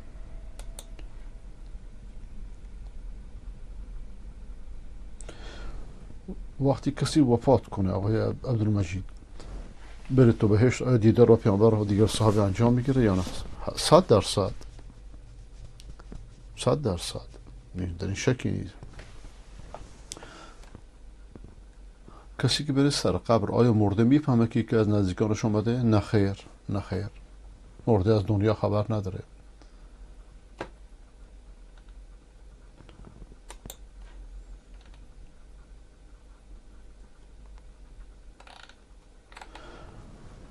حکایت طنز و حکایت آخوندهای امروزی. شیخی اسپرین یه عدد بزرگ دادی میزنه میره بالا منبر، بعد اتمام مراسم اطرافیانش به گفتن ای شیخ امروز خیلی چرت پرت گفتی. شیخ گفت چطور مگه؟ شما گفتی جنگ بعد بمباران هوایی شد. چیزی نگفتم. گفتی در صدر اسلام بنزین هم آزاد بود. ما هم کارتی، ما چیزی نگفتیم. گفتی حتی در صدر اسلام سرعت نت مثل الان پایین بود، ما چیزی نگفتیم. گفتی یزید با آرپیجی رد کشتی زد کشتی نور در گفتی نگفتیم. گفتی تو جنگ سپین شیمیایی زدن، چیزی نگفتیم. ولی اینکه ابو جهل بلال حبشی رو 15 میلیون دلار به بارز فروخت، این از کجا آوردی؟ و بقیه از کجا آورده؟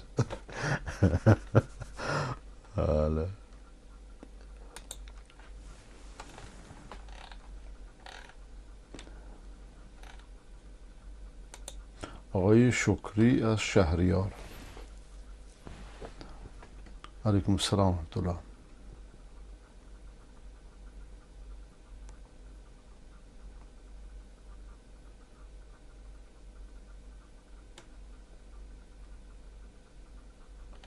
مشکلی نیست، شما رأی خودتون داشته باشید. نیست.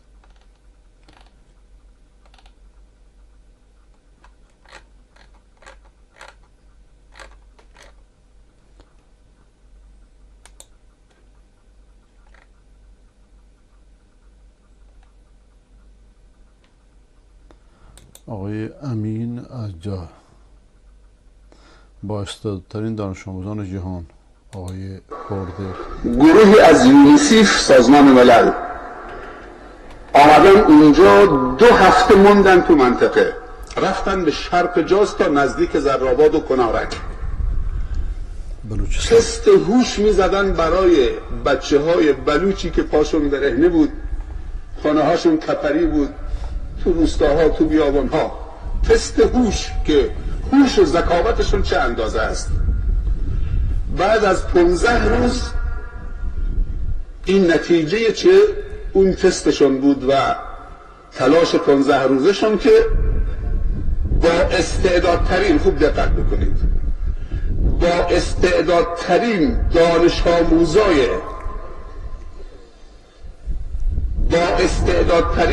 آموزای جهان، دانش آموزای خطه جنوب بلوچستان ایران هستند. جهان. اینو آقای حسینپور یه زمانی میگفت، ما باور نمیکردیم، ولی شما با مدرک بیشتری گفتید. خدا را شکر. خداوند حق اینها را از خامنه‌ای در همین دنیا بگیرد.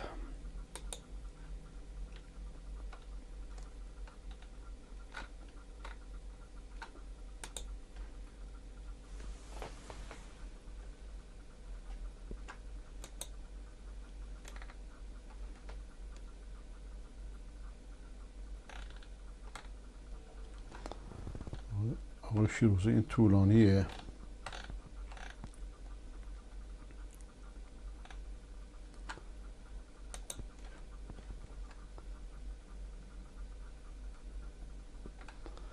من عبدالباسط هستم از شهر کابل. اول اسم شما را بنویسم که بعد اضافتون میکنم.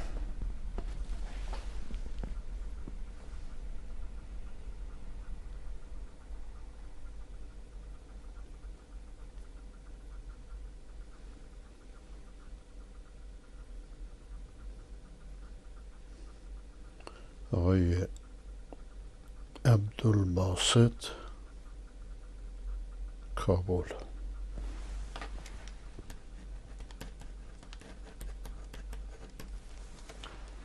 خب بریم سراغ سوالتون.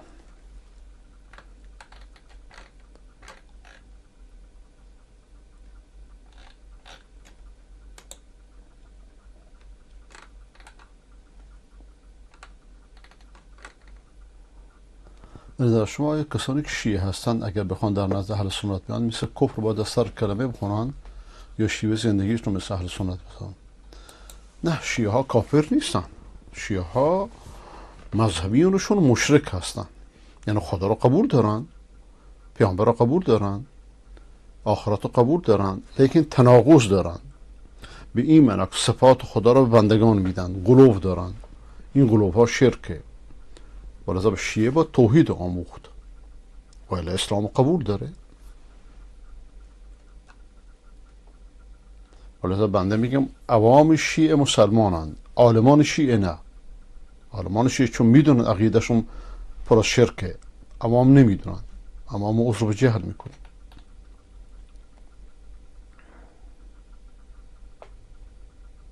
ببین که پدر معنوی طالبان پاکستان چیکار ناجایز میکنه. چه کار ناجایز؟ مثلا کلیپ درست کردن، هر کسی میتونه درست کنه. عقلتون رو به کلیپ ها تقسیم نکنید. مولانا फजल रहमान हमारे साथ मौजूद हैं जी। मौलाना साहब कैसे हैं आप? ठीक है जी, अल्हम्दुलिल्लाह हम ठीक है और हम रियाजत में हैं, इसलिए ज्यादा गुफ्तगू नहीं हो सकेगी। अच्छा मौलाना साहब के अभी आप हमें क्या आज सुनाएंगे? नवाज शरीफ की दास्तान या कश्मीर का सबको भूल के आप क्रिसमस को कैसे सेलिब्रेट कर रहे हैं? जी क्रिसमस पे तो हम این کلیپ درست نیست. این کلیپ رو دشمنانش ساختن.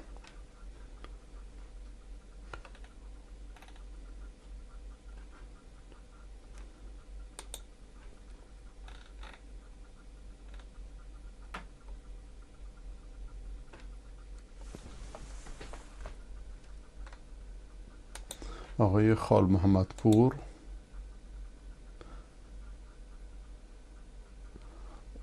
شما کلیپ عربی فرستادی که من ترجمهش بکنم، برای من آخر در وقت برنامه برام سخته. هلا انت جاي من اليمن آقای شهاب محمودی اینستاگرام فرستادید.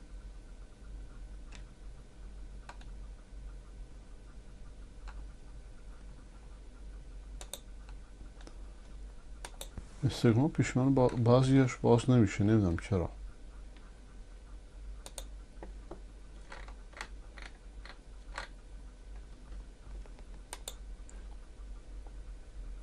آقای عبدالله از خراسان. وقتی 12 ساله بودم پدرم پول فطری عید فطر را به من داد تا ببرم بدم آخوند محل، ولی من نبردم و رفتم واسه خودم پاپاگو نوشابه خریدم و خوردم. پدر و مادرم هم دروغ گفتم. حالا با چیکار کنن جبران بشه؟ آیا روزای اون سال پدر و مادرم باطله؟ نه، روزهاشون باطل نیست. شما باید اون پول رو از جیب خودت الان برداری بدی صدقه بدی.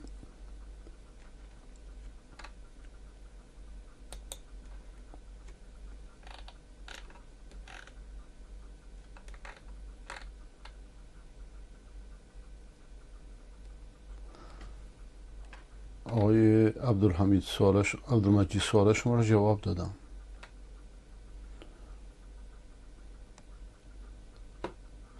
چرا جواب نمیدی؟ آقایی که میگه من هدایت شدم، تو خودت میدونی که دروغ میگی. خودت هم میدونی که دروغ میگی. این خاطر من جوابت نمیدم.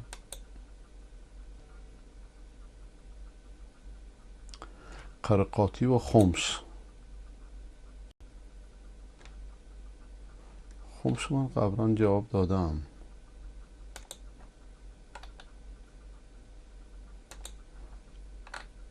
اینستاگرام ها پیشانه باز نمیشه، نمیدونم چرا.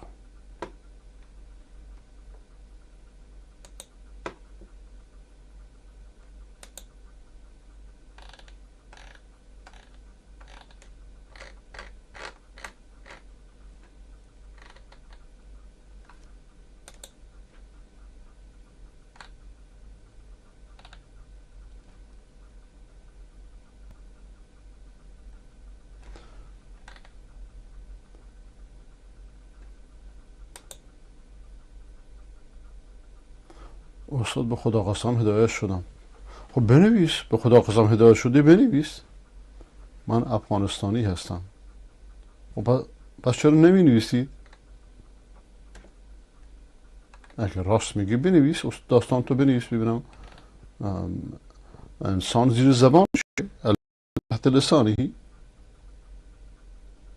آقای جاسم بارکزهی از کرج. خب بنویس، من یا امشب یا فردا شب میخونمش در برنامه.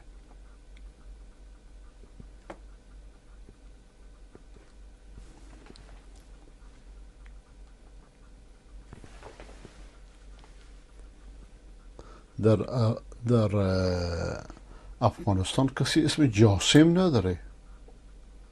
بارکزهی بله، ولی جاسم اسم خلیجیه.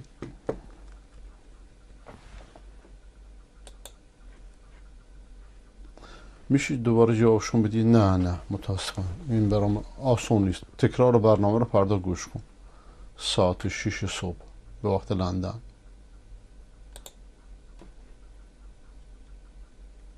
باش، امشب میگی داستان طولانیه، امشب بنویس با جزئیاتش، انشاءالله که فردا شب بخونیم برام. خب دوستان، همه شما رو به خدای بزرگ میسپارم. شب روزتون بخیر هر جا که هستید. کلیپ هایی که براتون تعیین گذاشتم